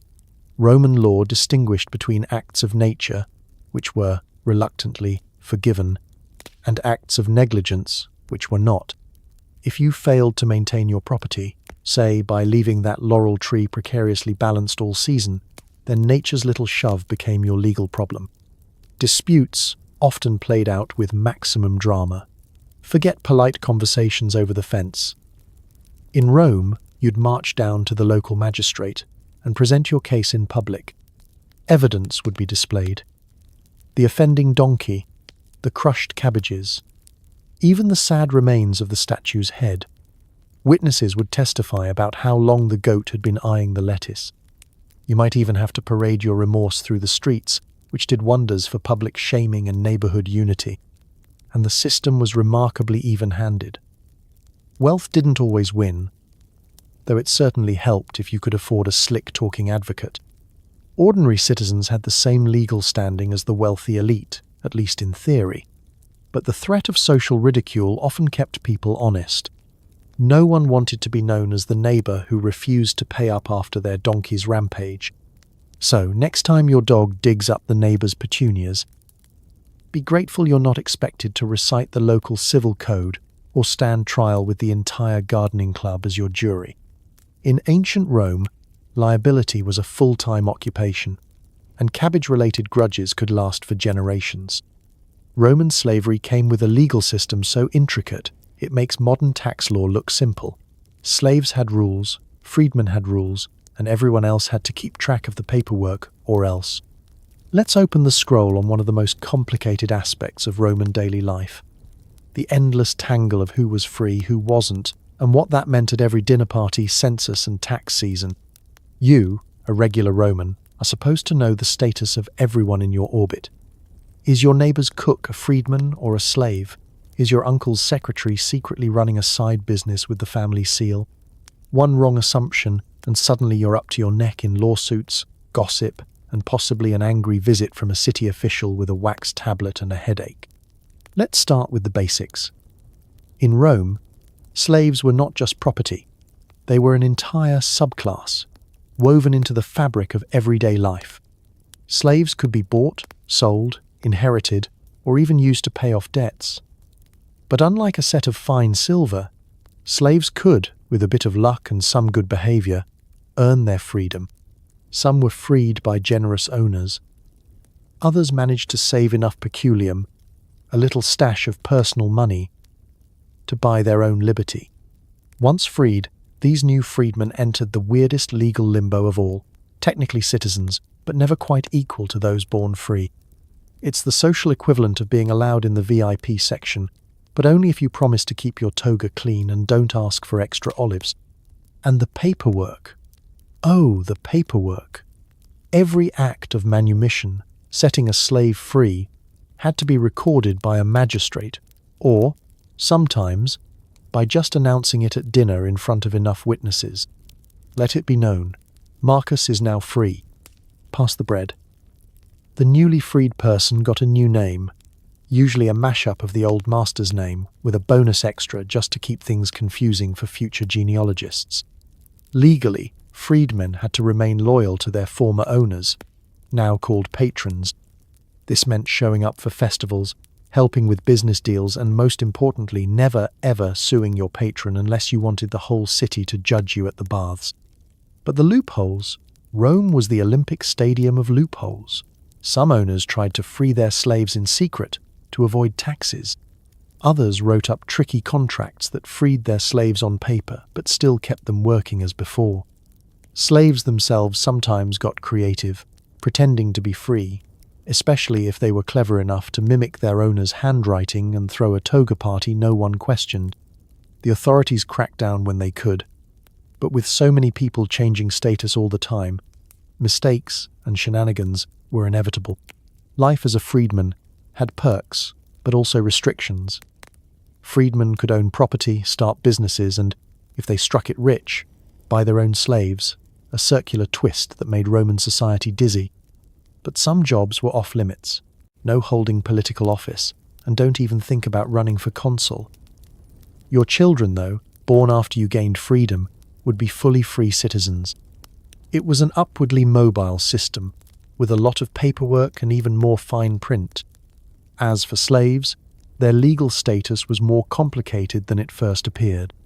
Slaves could testify in court, but only under torture, because, obviously, the Romans figured that was the only way to get the truth. Some slaves became trusted advisors, teachers, even managers of vast estates, while others were little more than household appliances with a pulse. If a master was killed in his own house, the law said all the slaves under his roof could be executed, guilty or not. Not exactly a glowing endorsement for ancient HR policies. So next time you forget to file your taxes or fill out a form at the DMV, spare a thought for the Romans, juggling legal statuses, obligations, and the ever-present risk of social catastrophe at a single misstep. In the grand legal circus of Rome, keeping track of who was a slave, a freedman, or a citizen wasn't just trivia, it was survival. And nobody wanted to be on the wrong side of the paperwork. The 12 tables were the foundation of Roman law, but most of them read like your least favourite terms and conditions. Want to know what to do if your neighbour builds a fence on your land? The Romans had a table for that. Let's roll out the papyrus and squint at the fine print. Picture yourself as a Roman citizen in the 5th century BCE. Your toga is itchy, your sandals are too tight, and your neighbour, Publius, has been encroaching on your property with alarming enthusiasm. You march down to the forum, and there, posted for all to see, are the legendary 12 tables, the ancient world's answer to read the manual. These weren't just laws, they were civilization's original FAQs. And much like every user agreement you've never actually read, they were astonishingly detailed, delightfully vague in places, and endlessly open to creative interpretation. The tables were written because Romans, being Romans, wanted everyone to know the rules, and to stop the patricians, that's the old money crowd, from hoarding all the legal secrets. Before the tables, only the elite really understood the law, so everyone else was left guessing. Now, in theory, even the humblest cabbage vendor could know whether she was legally allowed to throw a turnip at her neighbour, or just glare menacingly from a distance. Of course, the reality was that the 12 tables were as clear as a muddy Tiber. If a tree's branch hangs over your land, you may chop it off. Sounds simple, until your neighbour claims the branch is artistic, or that his sacred goat sits beneath it for inspiration. Table 4 covers what happens if a father sells his son 3 times. Yes, there was apparently an official strike system for child selling. Table 8 lists punishments for everything from sorcery to singing offensive songs about your neighbour in public, the ancient world's answer to defamation. If someone breaks your bones, pay a fine. If someone insults you, it's also a fine, but with extra sass if you're creative about it. The tables even covered funerals, marriages, debts, and boundaries, all with the legal poetry of a slightly passive-aggressive instruction manual. Want to know how to divide an inheritance if you die without a will? It's there. Wondering how to call your debtor to court if he pretends not to hear you? Yell at him from the street, officially permitted under Table 1. And don't think they forgot the small stuff. If you found a lost object, you had to announce it loudly and publicly, basically starting the ancient version of a neighborhood lost and found group. If someone owes you money and skips town, you could track down 3 witnesses and frog march them all to court for an official hearing. There were even sections about making repairs. If your neighbor's wall started to collapse onto your garden, you were allowed to fix it, at their expense, naturally.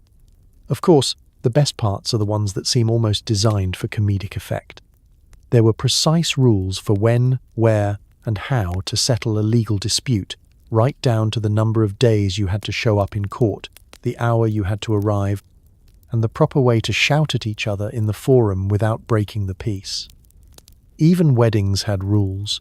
You couldn't just elope in the night and hope for the best. There had to be witnesses, proper rituals, and, in some cases, paperwork that would make a modern wedding planner weep. But for all their rigidity, the 12 tables made Roman life just a little more predictable. Yes, there were loopholes, grey areas, and the ever-present risk of your rival outsmarting you with a better lawyer. But at least you had something to wave around when arguing about who really owned that disputed patch of turnip field. So next time you breeze past a user agreement without reading it, imagine a Roman, squinting at the 12 tables, wondering if he's about to break the law by trimming his own grapevine. In the grand tradition of civilization, some things never change. There's always a rule book, and someone, somewhere, is definitely not reading it. Insulting a Roman citizen could cost you more than your dignity. It could mean public humiliation or a fine. There were even rules about when you could make puns. Tragic, really. Let's step into the lively, gossip-soaked streets of ancient Rome, where the air is thick with the sound of neighbors arguing, street vendors haggling, and politicians, well, doing what politicians do best. In a city that practically invented the roast battle, it's no surprise that the Romans eventually had to make laws about when you could get snarky, and just how much you'd pay if you went too far. Forget sticks and stones. In Rome, words really could hurt you. Right in the pocketbook. The roots of this legal comedy start with Roman notions of honor and respect. To be a Roman citizen was to have a reputation to defend, whether you were a senator or a professional onion seller. The 12 Tables, the very first Roman law code, laid out rules for what you could and couldn't say. It wasn't just about blatant insults. Even a cleverly veiled barb or a catchy poem about your neighbor's terrible hair could land you in front of a magistrate. Some of the earliest laws were surprisingly specific. Slander someone in public, and you might be slapped with a hefty fine.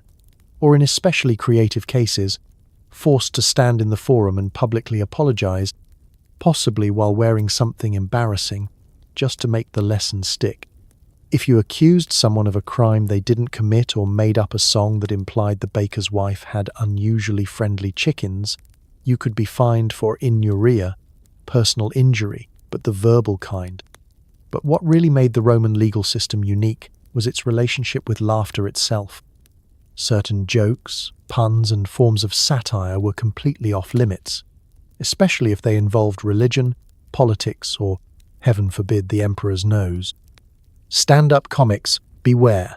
One poorly timed quip about a magistrate's bald spot, and you might find yourself in court defending your sense of humor to an audience of stone-faced senators.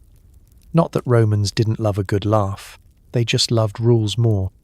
Verbal crimes extended to banter between rivals. You might think witty wordplay was encouraged, but the law had opinions. If your neighbor shouted, "May you always lose at dice," as you passed by, and you felt slighted, you could sue. Of course, you'd have to prove that your luck actually got worse, which is probably why most people just shouted back and called it a day. Even public performances weren't exempt. Actors, poets, and musicians risked legal trouble if their routines wandered too close to mockery. The right kind of satire was celebrated. Think of the biting wit of Juvenal or Martial. But the wrong kind? That could earn you a night in jail, a ban from the stage, or a mandatory donation to the temple fund. The city was full of would-be comedians, but only the very best or the very safest could survive in the long run. And then there was the matter of timing. Romans believed that certain days were auspicious for jokes and others were not. Making a pun during a religious festival could be seen as sacrilege. On unlucky days, even a chuckle could be risky. There were even superstitious beliefs about which words could jinx a trial, an election, or a marriage ceremony. If you laughed at the wrong time, you might be blamed for bad crops or failed business deals, a heavy price for a cheap laugh. Naturally, some Romans tried to push the limits. Clever citizens invented ways to get their point across without actually breaking the letter of the law, delivering a snarky message by gift, for instance, or telling a riddle so complicated the magistrate gave up halfway through. But the more inventive the joke, the more creative the punishments. There are stories of jokesters being sentenced to sweep the forum or donate a year's worth of onions to the temple, proof that, in Rome, every punchline carried a little risk. So next time you fire off a witty comment or drop a pun at work, be glad you don't have to face a judge with a very literal sense of humor.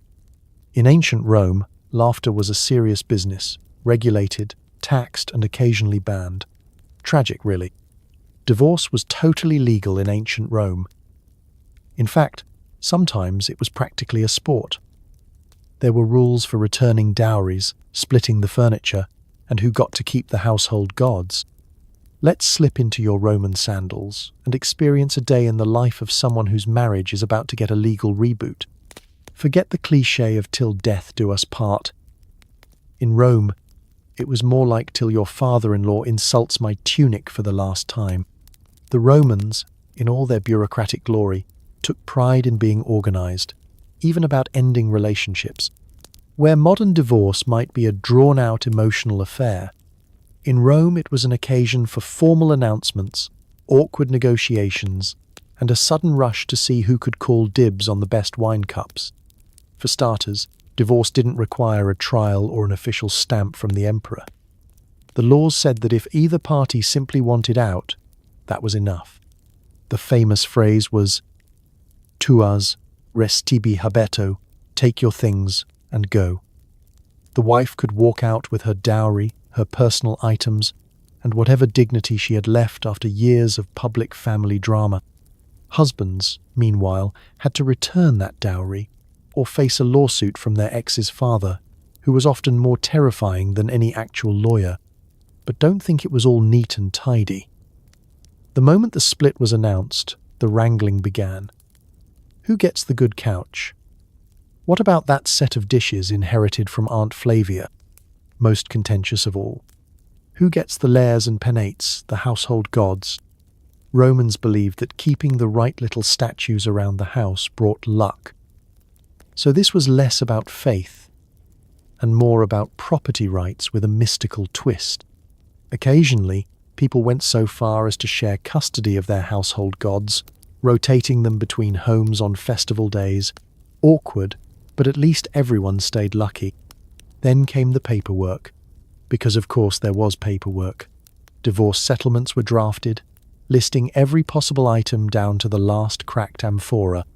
Witnesses were called to observe the division of property, so nobody could later claim, "I had 3 oil lamps, not 2.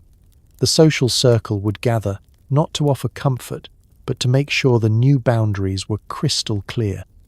After all, nothing ruins a dinner party like an ex who tries to reclaim their favorite wine jug mid-toast. Children added a whole new layer of legal wrangling. Custody usually went to the father, because Roman law considered the paterfamilias, the male head of the household, as the keeper of both kids and goats. But clever mothers could negotiate visitation or, in rare cases, keep the children if they could prove the father was unfit, which, in Roman terms, usually meant he'd gambled away too many tunics or insulted Jupiter one too many times at dinner. Of course, money talked. Wealthy families handled divorce like a business merger gone sour, hiring advocates to argue over every coin and carpet. Meanwhile, the less fortunate might simply announce the breakup, split what little they had, and hope the neighbors didn't gossip too much. Good luck with that in a city where everyone's idea of small talk was dissecting the latest household scandal. Still, for all its potential mess, Roman divorce had its upsides. Unhappy couples could part ways and remarry, sometimes several times in a lifetime. Marriage wasn't just about love, it was a legal partnership. And if it no longer served its purpose, political alliance, producing heirs, or, let's be honest, having someone to blame when the soup burned. Then it was time to move on. The result? A society where second and third marriages were common, matchmaking never really stopped, and lawyers made a tidy profit from drafting yet another who gets the laundry slave agreement. If you thought modern romance was complicated, just imagine dating in Rome. Always a chance of running into your ex's new spouse, and a lawyer carrying a papyrus with your name on it. So, next time you hear about a messy modern breakup, remember, in ancient Rome, they'd seen it all before and probably had a law, or at least a sternly worded scroll for it. Divorcing the Roman way. Faster, fussier, and with a lot more pottery at stake. If you think hiring a lawyer is expensive today, try ancient Rome. You'd pay in wine, pigs, or a promise to not sue your lawyer for losing. And if you argued your own case, the only advice was try not to faint. Let's stroll through the bustling forum, that echo chamber of gossip, philosophy, and most importantly, legal drama. Picture yourself nervously clutching a wax tablet, sweat beading under your toga, and dreading the prospect of public speaking. You're about to defend yourself in front of a crowd that includes your angry neighbor, a bored magistrate, several stray chickens, and at least 2 people who look suspiciously like professional hecklers. You'd do anything to have a lawyer on your side, but be warned, Roman legal help came with a whole different set of headaches. First, forget hourly billing. Ancient Roman lawyers, or advocates as they preferred to be called, weren't paid in coins, not officially, at least. It was considered beneath their dignity to accept cash, so you were expected to show your gratitude in the form of lavish gifts. Wine, livestock, a prime cut of cheese, or, if you were really desperate, an IOU for future favors. This is how Rome invented the world's first barter-based legal system. No Venmo, but an alarming number of pigs changing hands after a favorable verdict. If your lawyer lost, you couldn't sue them for malpractice. The concept of Yelp reviews was sadly lost on the ancients. You could, however, publicly grumble and vow never to send them another wheel of cheese. That's assuming you even had a lawyer, because for many common citizens, legal help was just too expensive. Your average plebeian argued their own case.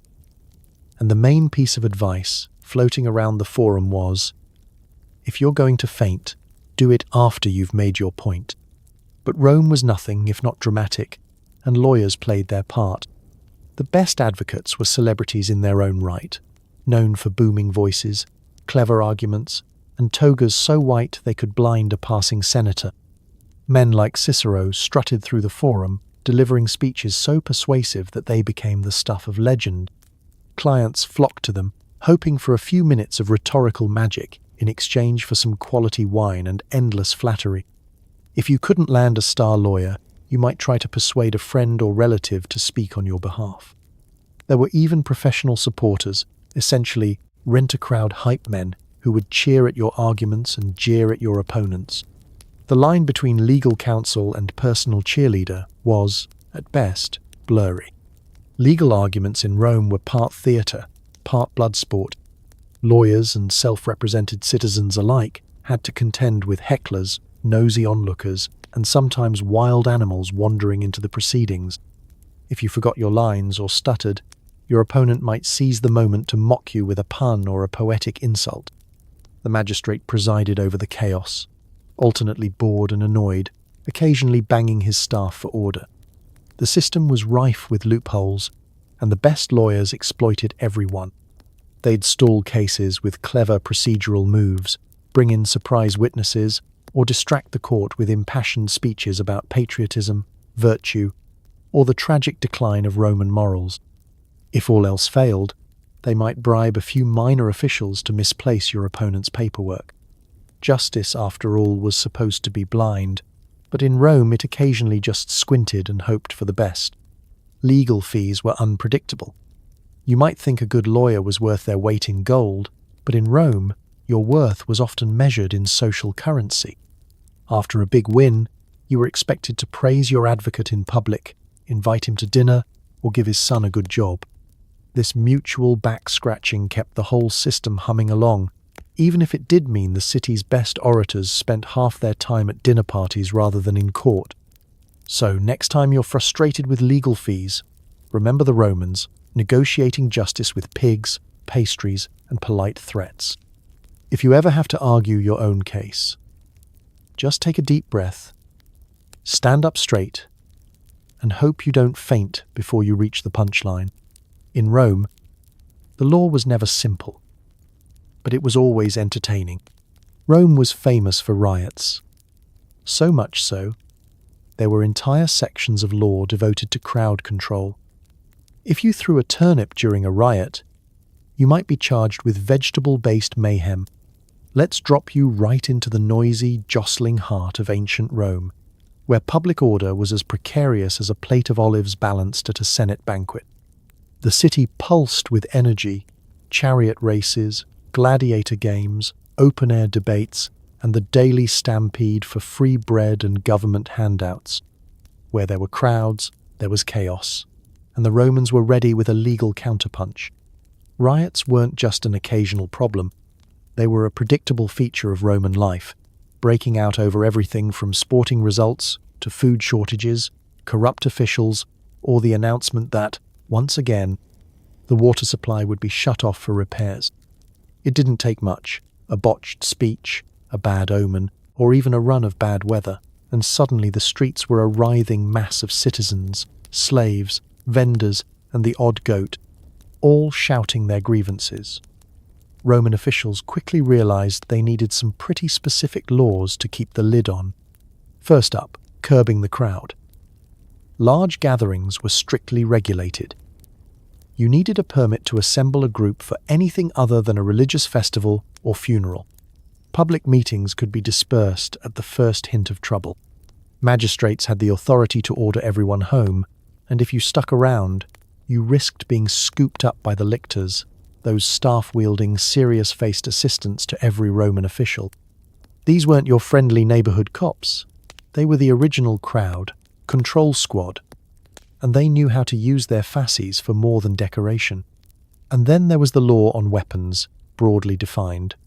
Carrying a sword or dagger into a crowd was a huge no-no, but so was hurling fruit, vegetables, or even hard bread at a political rival. Romans gave new meaning to the phrase food fight. If you got caught pelting someone with a turnip, not only would you be fined for causing public disorder, you'd have to endure the embarrassment of your crime being read out in court. There's nothing quite like the shame of being officially charged with turnip-based hooliganism. If things got out of hand, and in Rome they often did, the penalties escalated. Anyone caught inciting a riot could be exiled, fined, or forced to stand in the forum to apologize publicly to the entire city, which, considering the average Roman's gift for sarcastic heckling, was a fate almost worse than a fine. In severe cases, soldiers were called in to restore order, and suddenly everyone remembered an urgent appointment at home. But it wasn't all brute force. The Romans understood that sometimes the best way to diffuse a crowd was a little strategic distraction, an extra chariot race, a last-minute bread giveaway, or even the sudden appearance of a celebrity gladiator to soak up the attention. Government officials became masters at reading the mood of the masses, quick to promise new aqueducts, tax cuts, or, at the very least, the city's first ever riot-free festival. Of course, there were always troublemakers who tried to game the system, stirring up crowds for political gain or to settle personal scores.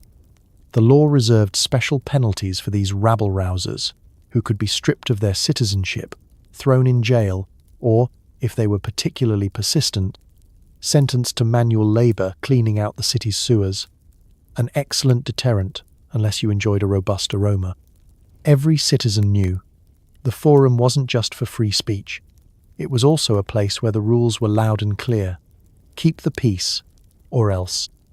If you had a complaint, you shouted it out, but throw a cabbage, and you crossed the line from concerned citizen to culinary criminal. So next time you feel frustrated at a long line or a dull speech, remember the Romans, masters of the riot and inventors of vegetable-based mayhem. In a city where crowds meant both celebration and chaos, the laws kept things, mostly, under control. and the turnips firmly on the dinner table where they belonged. Ever wanted to curse your neighbor? Roman law said no, unless you could bribe the augur. Sorcery, spells, and even love potions could land you in very hot water, legally and literally. Let's tiptoe into the shadowy corners of ancient Rome, where superstition ruled alongside the law, and nearly everyone, from senators to slaves, believed in magic's mysterious power. The city was alive with omens, portents, and rumors of curses, much to the dismay of Roman lawmakers, who were forced to regulate not just people's actions, but their after-hours dabbling with the supernatural. The result? A tangle of laws that tried, with limited success, to keep magic firmly in the hands of the official professionals, priests, augurs, and the city's designated chicken inspectors. The Romans had a famously complicated relationship with the supernatural. On one hand, rituals and religious ceremonies were everywhere, woven into the fabric of daily life. Want to open a new shop? Better check the auspices. Building a house? Offer a sacrifice? Accidentally tripped over a lizard? Time to call in the experts.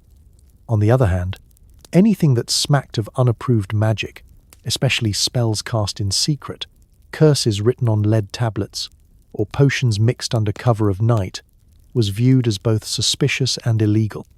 The laws reflected this nervousness. It was perfectly legal, for example, to offer prayers to the household gods, ask for a good harvest, or even commission the odd protective amulet. But if you started muttering suspicious incantations outside your neighbor's door, or tried to make their hair fall out with a particularly nasty love spell, you could find yourself in front of a magistrate, assuming the mob didn't get to you first.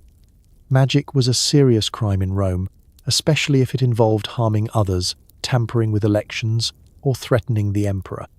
The Lex Cornelia de Sicarius et Beneficiis tries saying that after 3 cups of Falernian wine, covered not only poisoners and assassins, but also anyone suspected of using evil means to manipulate fate. If caught, you could be fined, exiled, or, in the worst cases, executed, sometimes by being thrown into the Tiber, just in case you had any magic left to escape with. But what counted as magic? The line was blurry. Was your neighbor's sudden run of bad luck the work of a curse, or just poor budgeting? Did your rival's irresistible charisma come from a love potion or just excellent hair? The courts weren't always sure. This uncertainty led to many a wild trial, where defendants were forced to prove they were simply unlucky, not unlucky and criminal. Neighbors, meanwhile, became experts in identifying witchy behavior, from talking to cats to collecting too many odd stones. Love spells were a particularly tricky business. Everyone knew someone who'd tried to win affection by sneaking a charm into a crush's sandals, but if you got caught, the penalties were steep. The law didn't care if you were just trying to help the gods along. Tampering with free will was no joke.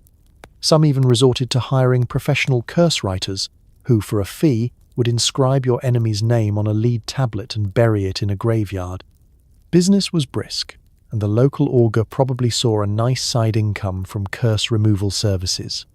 Of course, official magic was always safe, provided it was state-sanctioned and performed by the right people, in the right hats, after the right number of sacrifices. If your spell was part of a public ritual, you could wave incense, chant, and sprinkle salt to your heart's content. But if you were found with unapproved herbs, suspicious dolls, or a list of enemies written backwards, expect some pointed questions and perhaps a brisk trip to exile. Despite all the crackdowns, Romans never quite stopped believing in magic, or trying to use it when the law wasn't looking. The city was filled with whispers, secrets, and the faint scent of burning laurel leaves. Superstition was a fact of life, regulated, outlawed, and, on occasion, quietly practiced by the very officials tasked with stamping it out. So next time you wish you could put a hex on your noisy neighbor, remember, in ancient Rome, curses were risky business, legally, socially, and sometimes even supernaturally. And if you must dabble, at least bribe the augur first. It's the Roman way. Some foods were actually illegal at certain times, especially during religious festivals. Eat the wrong thing on the wrong day, and your dinner could become Exhibit A in a priestly prosecution. Let's wander into a bustling Roman kitchen, where the aroma of roasting lamb, boiling lentils, and fresh-baked bread wafts through the air. The table's set, guests are arriving, and you, an average Roman with a healthy appetite, are about to tuck in. But before you slice that ham or pop a suspiciously delicious fig into your mouth, pause for a moment. Have you checked the calendar? Because tonight, what you eat could turn you from party guest to criminal faster than you can say pass the garum. Roman food laws were more than just a collection of health tips or trendy diets. The city's spiritual and social rhythms were defined by an ever-shifting patchwork of culinary rules. Certain days, sometimes whole weeks, were marked as sacred, and during these times, eating the wrong food was not just frowned upon, it was actually illegal. The priestly class, armed with an impressive knowledge of omens and a worrying interest in what you had for dinner, enforced these bans with a zeal only rivaled by modern customs officers searching for extra bottles of wine in your suitcase. The most famous restrictions came during religious festivals and public rites. On some days, no animal flesh could be eaten. Fish, eggs, or even particular vegetables might be banned depending on which god was being honored. If you were caught gnawing on a forbidden sausage during the festival of Ceres, goddess of the harvest, you risked a hefty fine and a stern lecture from a priest with very strong opinions about seasonal produce. Meat was a special problem. Romans loved their pork, but on many religious days, slaughtering animals was not just bad manners, it was illegal. Butchers were required to close shop, and the local market suddenly became a parade of bean sellers and cheese vendors, everyone pretending to be more pious than hungry. Cooks became masters of disguise, serving up mock meat dishes just in case an inquisitive priest stopped by to check for the telltale scent of roasted boar. If you tried to get around the rules with a secret backyard barbecue, be warned, nosy neighbors were known to tip off the authorities in exchange for a share of next week's leftovers. But it wasn't just about food bans. There were rules about how much you could serve and who could eat with whom. Sumo-sized feasts were discouraged, especially for the lower classes, who were supposed to eat modestly and leave the 10-course extravaganzas to the senators. There were even sumptuary laws limiting the number of guests at a dinner party and the amount of silverware you could display on the table. If you ignored these laws and threw a feast worthy of a minor deity, you might find yourself hauled before the magistrate, where your menu would be read aloud as evidence, course by embarrassing course. Some of the laws bordered on the absurd. During the Saturnalia festival, a temporary carnival of chaos, you could eat and drink almost anything, but only if you played by the social rules, which included letting your slaves sit at the table and boss you around. Try to sneak in a forbidden delicacy, or refuse to let your cook have second helpings, and you'd risk not just public outrage, but possibly a visit from the city's food inspectors. It was, predictably, a game of cat and mouse. Wealthy Romans hired professional food lawyers to argue their case if they were accused of culinary crimes. Chefs invented elaborate workarounds, like bread that looked like fish, or puddings that disguised pork as a humble lentil loaf. The markets buzzed with rumor. Who got caught with a contraband ham? Which senator's party was raided for illegal oysters? Still, despite the endless rules, Romans never lost their appetite for feasting. They found ways to celebrate, even if it meant swapping out pork for beans or eating your dessert in secret. So next time you're tempted to break your own diet, remember, in ancient Rome, one wrong bite could make you a culinary outlaw and give the neighborhood priest something to gossip about for weeks. If you tied your toga wrong or wore the wrong shoes to the Senate, expect a stern talking to and maybe a fine. Dress codes weren't just for schools, they were for everyone who wanted to avoid public ridicule. Let's picture you, standing bleary-eyed in front of your polished bronze mirror, trying to wrap yourself in 5 yards of linen with all the elegance of a dropped bedsheet. The toga, Rome's famously fussy national dress, was not only a status symbol, but also a legal obligation for all male citizens, especially on public business. Getting it wrong wasn't just a fashion faux pas. It was basically an offense against Roman civilization. Roman law and custom took dress codes very seriously. There were whole lists of do's and don'ts about what to wear, when, and exactly how many folds your toga should have for maximum respectability. The wrong look could brand you as anything from hopelessly provincial to dangerously subversive. The toga virilis, plain white, marked you as an adult male citizen. The toga praetexta, with its purple border, was for magistrates and important children. Yes, even kids got special borders if their parents had enough influence. Senators wore special shoes with little crescent moons on the top, and military men had a whole separate wardrobe that never mixed with civilian gear, unless you wanted a lecture from the nearest retired centurion. And if you thought people were judging you for sweatpants at the grocery store, just wait until you show up at the forum in the wrong footwear. Roman officials, known as aediles, patrolled public spaces not just for market cheats, but also for fashion offenders. If your shoes didn't match your status, you might get a sharp rebuke, or, worse, be turned away at the door of the Senate, left standing outside like a schoolboy who forgot his uniform. But the real drama started with how you tied your toga. The garment itself was infamously difficult to manage. 7 meters of fabric, no fasteners, and the constant risk of tripping over your own hem at an important speech. A poorly draped toga could slip, expose a bit too much thigh, or slide off entirely at the least opportune moment. The aediles were always ready to fine those whose togas were deemed slovenly. Imagine being written up for public wrinkling or excessive drooping. For women, things were only slightly less complicated. The stola, a long, belted dress, was the mark of a respectable Roman matron, and wearing anything more daring could lead to scandal or even legal trouble. Only certain types of women, such as priestesses or those in mourning, had specific outfit rules. Woe betide the matron who tried to copy the elaborate hairstyles or imported silk dresses of the super-rich without the social clout to back it up. You might find yourself the subject of pointed gossip, or even excluded from public ceremonies for dressing above your station. Sumptuary laws added even more layers. These were official rules limiting luxury, meant to stop everyone from bankrupting themselves in the name of fashion. If you spent too much on gold jewelry, imported purple dyes, or shoes with silver buckles, you could be fined. The reasoning was that over-the-top fashion threatened social order by making it too easy for upstarts to pass themselves off as the elite. So if your sandals were too shiny or your tunic a little too silky, you'd better have a good excuse or a relative on the city council. Naturally, people tried to bend the rules. Some wore their togas with creative knots, hoping to start a trend. Others bribed officials to look the other way when their shoes sparkled a bit too much.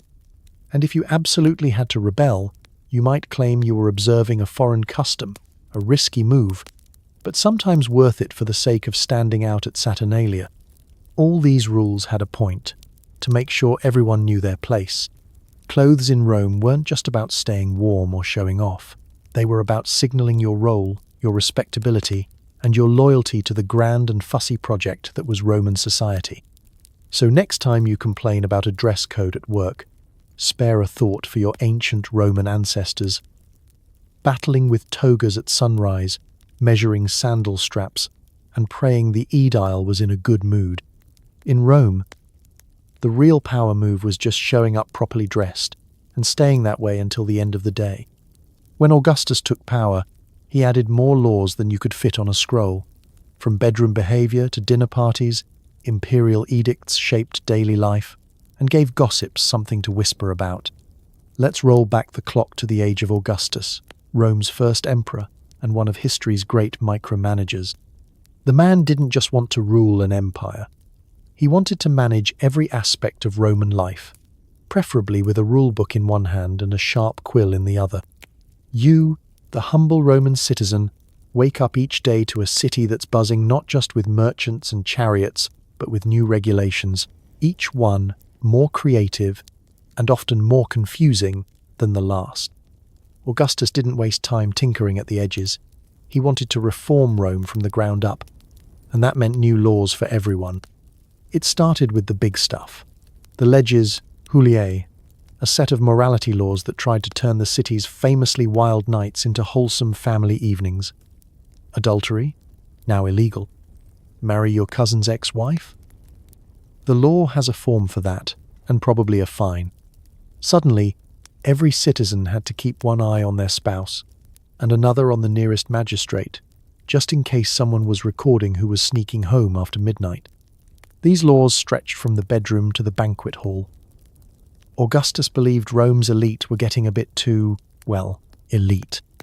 The old values of thrift, loyalty, and keeping your toga clean had, in his opinion, gone out the window. So he made sumptuary laws stricter. Too much jewelry at a dinner party? Confiscated. Spending more than the legal limit on a feast? Expect a visit from an inspector who, frankly, would rather be eating your leftovers than measuring your cheese platter. If you threw a party that was too extravagant, you could be fined, or at least the next day's gossip would be brutal. Even parenthood got a legal upgrade. The Lex Papia Popia rewarded big families and penalized bachelors. Married couples with 3 or more children could leapfrog others in line for public office, while childless adults had to listen to lectures about civic duty and the future of the Republic, awkward at the best of times, soul-crushing at weddings. There were tax breaks for parents, incentives for marriage, and endless anxiety for anyone who didn't fit the Augustan ideal of the big, happy Roman family. And let's not forget religious festivals. Augustus wanted Rome to feel united, one city, under the gods, behaving itself, mostly. There were mandatory attendance laws, rules about what you could sacrifice, hint, not just anything you found in the pantry, and even how you should walk in a parade. If your dance moves were too enthusiastic or your chanting went off script, expect a warning, or worse, a complaint to your mother. The effects on daily life were immediate. Neighbors spied on each other, eager to catch someone breaking the modesty laws. Dinner invitations came with legal disclaimers. Please note, no imported peacock will be served. Even fashion came under scrutiny, with Augustus promoting the good old-fashioned toga and frowning upon foreign silks and bold colours. If you wanted to show off, you had to do it quietly, perhaps by having the neatest handwriting on your tax forms. Of course, the people of Rome did what people always do when faced with new rules. They found loopholes. Clever Romans disguised parties as philosophical gatherings, arranged quick adoptions to gain legal benefits, and learned to toast the emperor's health with the bare minimum of wine. The black market for banned luxuries boomed, and the city's gossips worked overtime to keep track of who was following the spirit or just the letter of the law. So next time you grumble about paperwork or workplace policies, remember Augustus, history's greatest overachiever in the art of rulemaking. In Rome, life was governed by a mountain of imperial edicts and an avalanche of public opinion.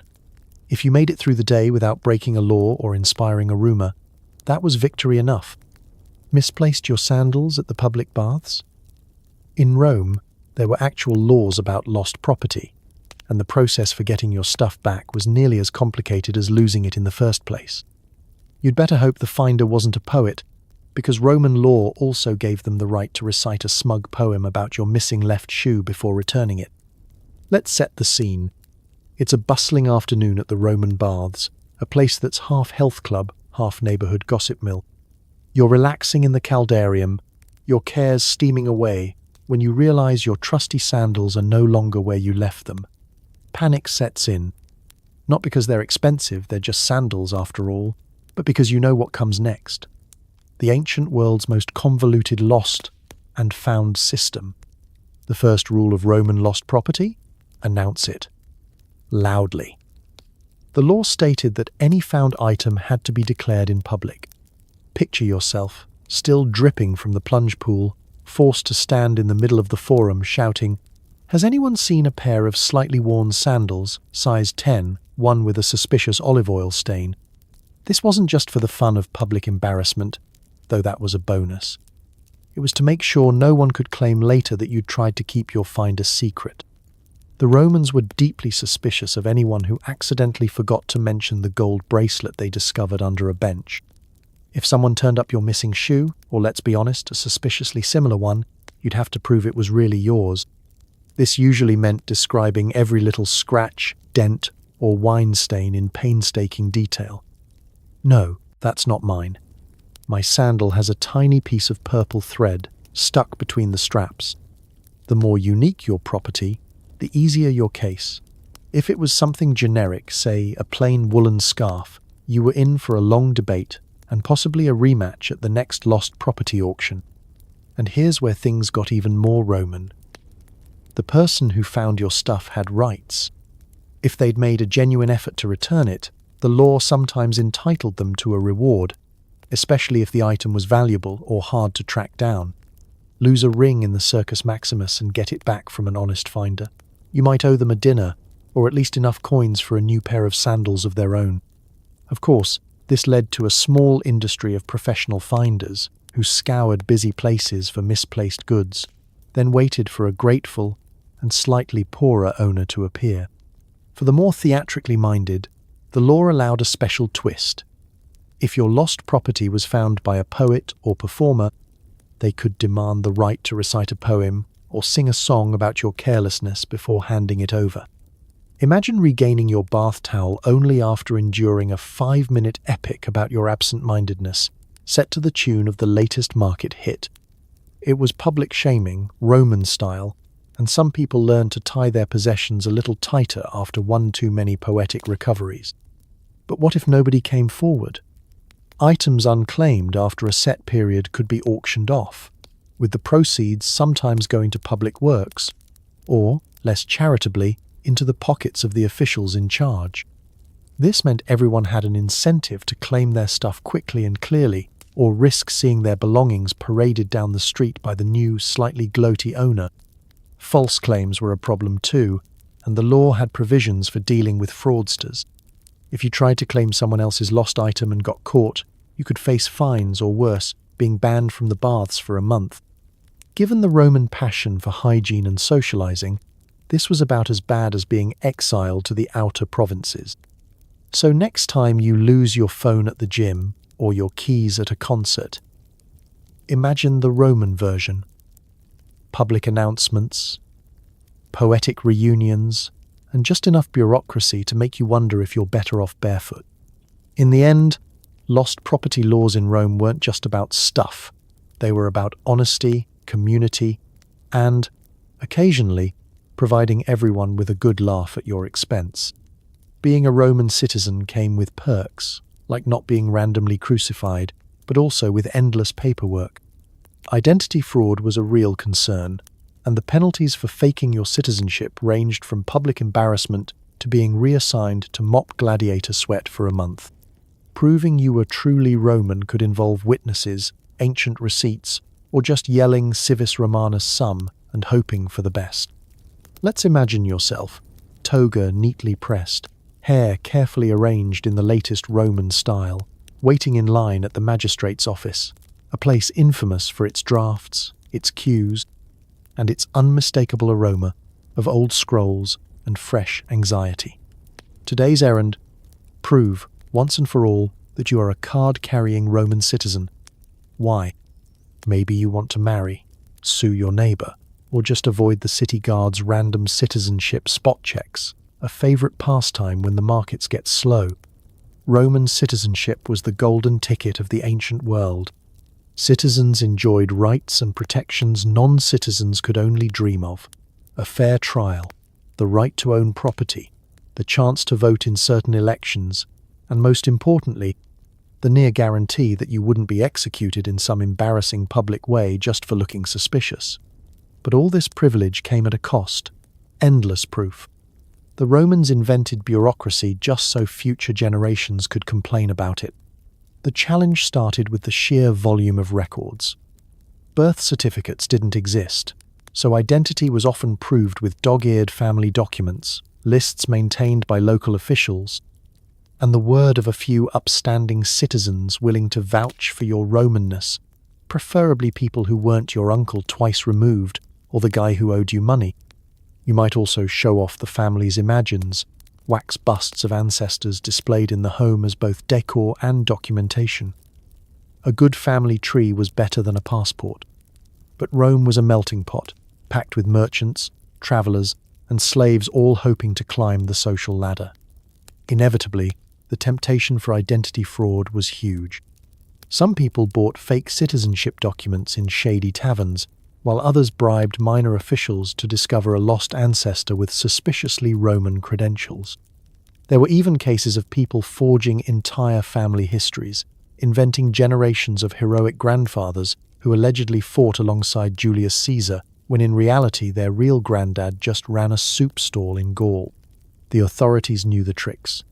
Periodically, Rome's rulers would order a census, part tax roll, part loyalty check, and part mass exercise in how many creative stories can one city invent. Officials asked for everything: proof of property, sworn testimony from neighbours, and sometimes public oaths shouted at the top of your lungs in the forum. The classic defence, civis Romanus sum, I am a Roman citizen, was a gamble.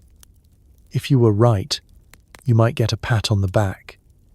If you were wrong, you'd be fined, shamed, or reassigned to the city's least glamorous public works. Penalties for fraud were as inventive as they were humiliating. Public embarrassment was a favoured tactic. Stand in the forum wearing a sign listing your crime, or mop up after the gladiator games while the crowd points and laughs. In really egregious cases, you could be exiled, lose your property, or, worst of all, be downgraded to non-citizen status, stuck forever in a legal limbo where every bathhouse attendant suddenly forgot your name. Even real citizens had to stay vigilant. Misplaced paperwork, feuding relatives, or a rival's malicious rumour could send you back to square one. It was said that more Romans lost sleep over missing documents than over the risk of invasion. After all, invading barbarians might come and go, but Roman bureaucracy was eternal.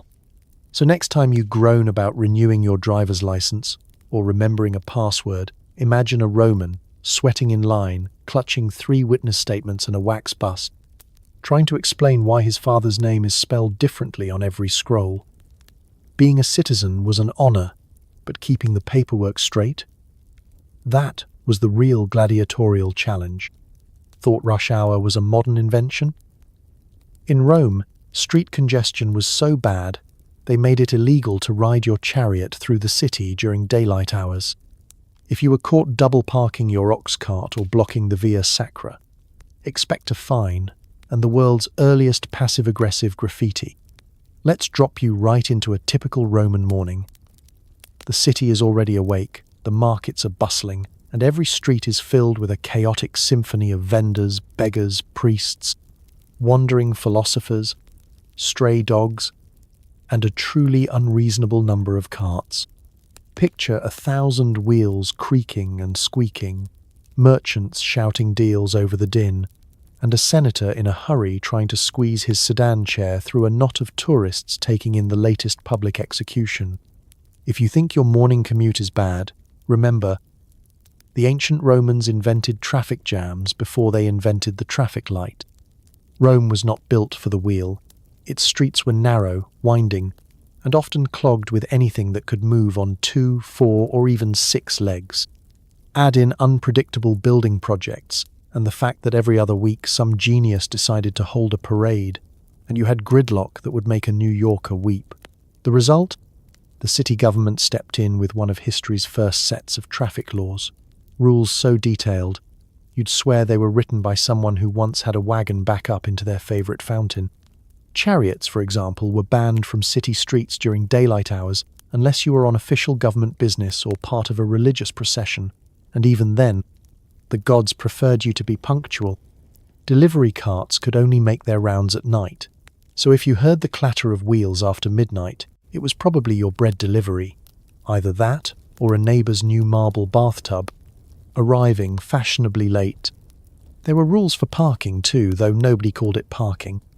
If you left your ox cart unattended in the wrong place, especially in busy areas like the Forum or the Via Sacra, you could expect a fine, or worse, a public shaming. City inspectors patrolled the streets looking for trouble. Blocked doorways, abandoned wagons, or the ever-dreaded double parker. If you managed to wedge your vehicle in such a way that no one could get past, you'd be the talk of the block, and not in a good way. Penalties varied. Sometimes it was a simple fine, but the Romans also loved a bit of creative punishment. Repeat offenders might find a mocking poem or a crude drawing scratched onto the nearest wall, a little reminder for everyone else that Gaius blocks the road and has the manners of a goat. The city even had its own version of the boot. If you left your cart out overnight, the wheels might be confiscated until you paid your dues. Try explaining that to your impatient customers or, even worse, your mother-in-law. Of course, some people thought the rules didn't apply to them, usually wealthy nobles or minor officials in a hurry. They'd barrel through town in a custom chariot, scattering pedestrians and livestock alike. This did not endear them to the common people, who were not above throwing a few cabbages or inventing a new insult for the occasion. The more creative residents even organized their own unofficial traffic patrols, forming human roadblocks until the offender apologized or at least promised to stick to the back streets. But for every traffic headache, the Romans had a workaround. Clever merchants paid extra for special delivery times or sent their slaves ahead to reserve a spot with a well-placed basket of turnips. Some folks gave up on wheels entirely, walking everywhere and quietly judging those who hadn't yet learned the art of patience. In the end, Roman traffic laws weren't just about keeping the streets moving, they were about maintaining public order and, crucially, public dignity.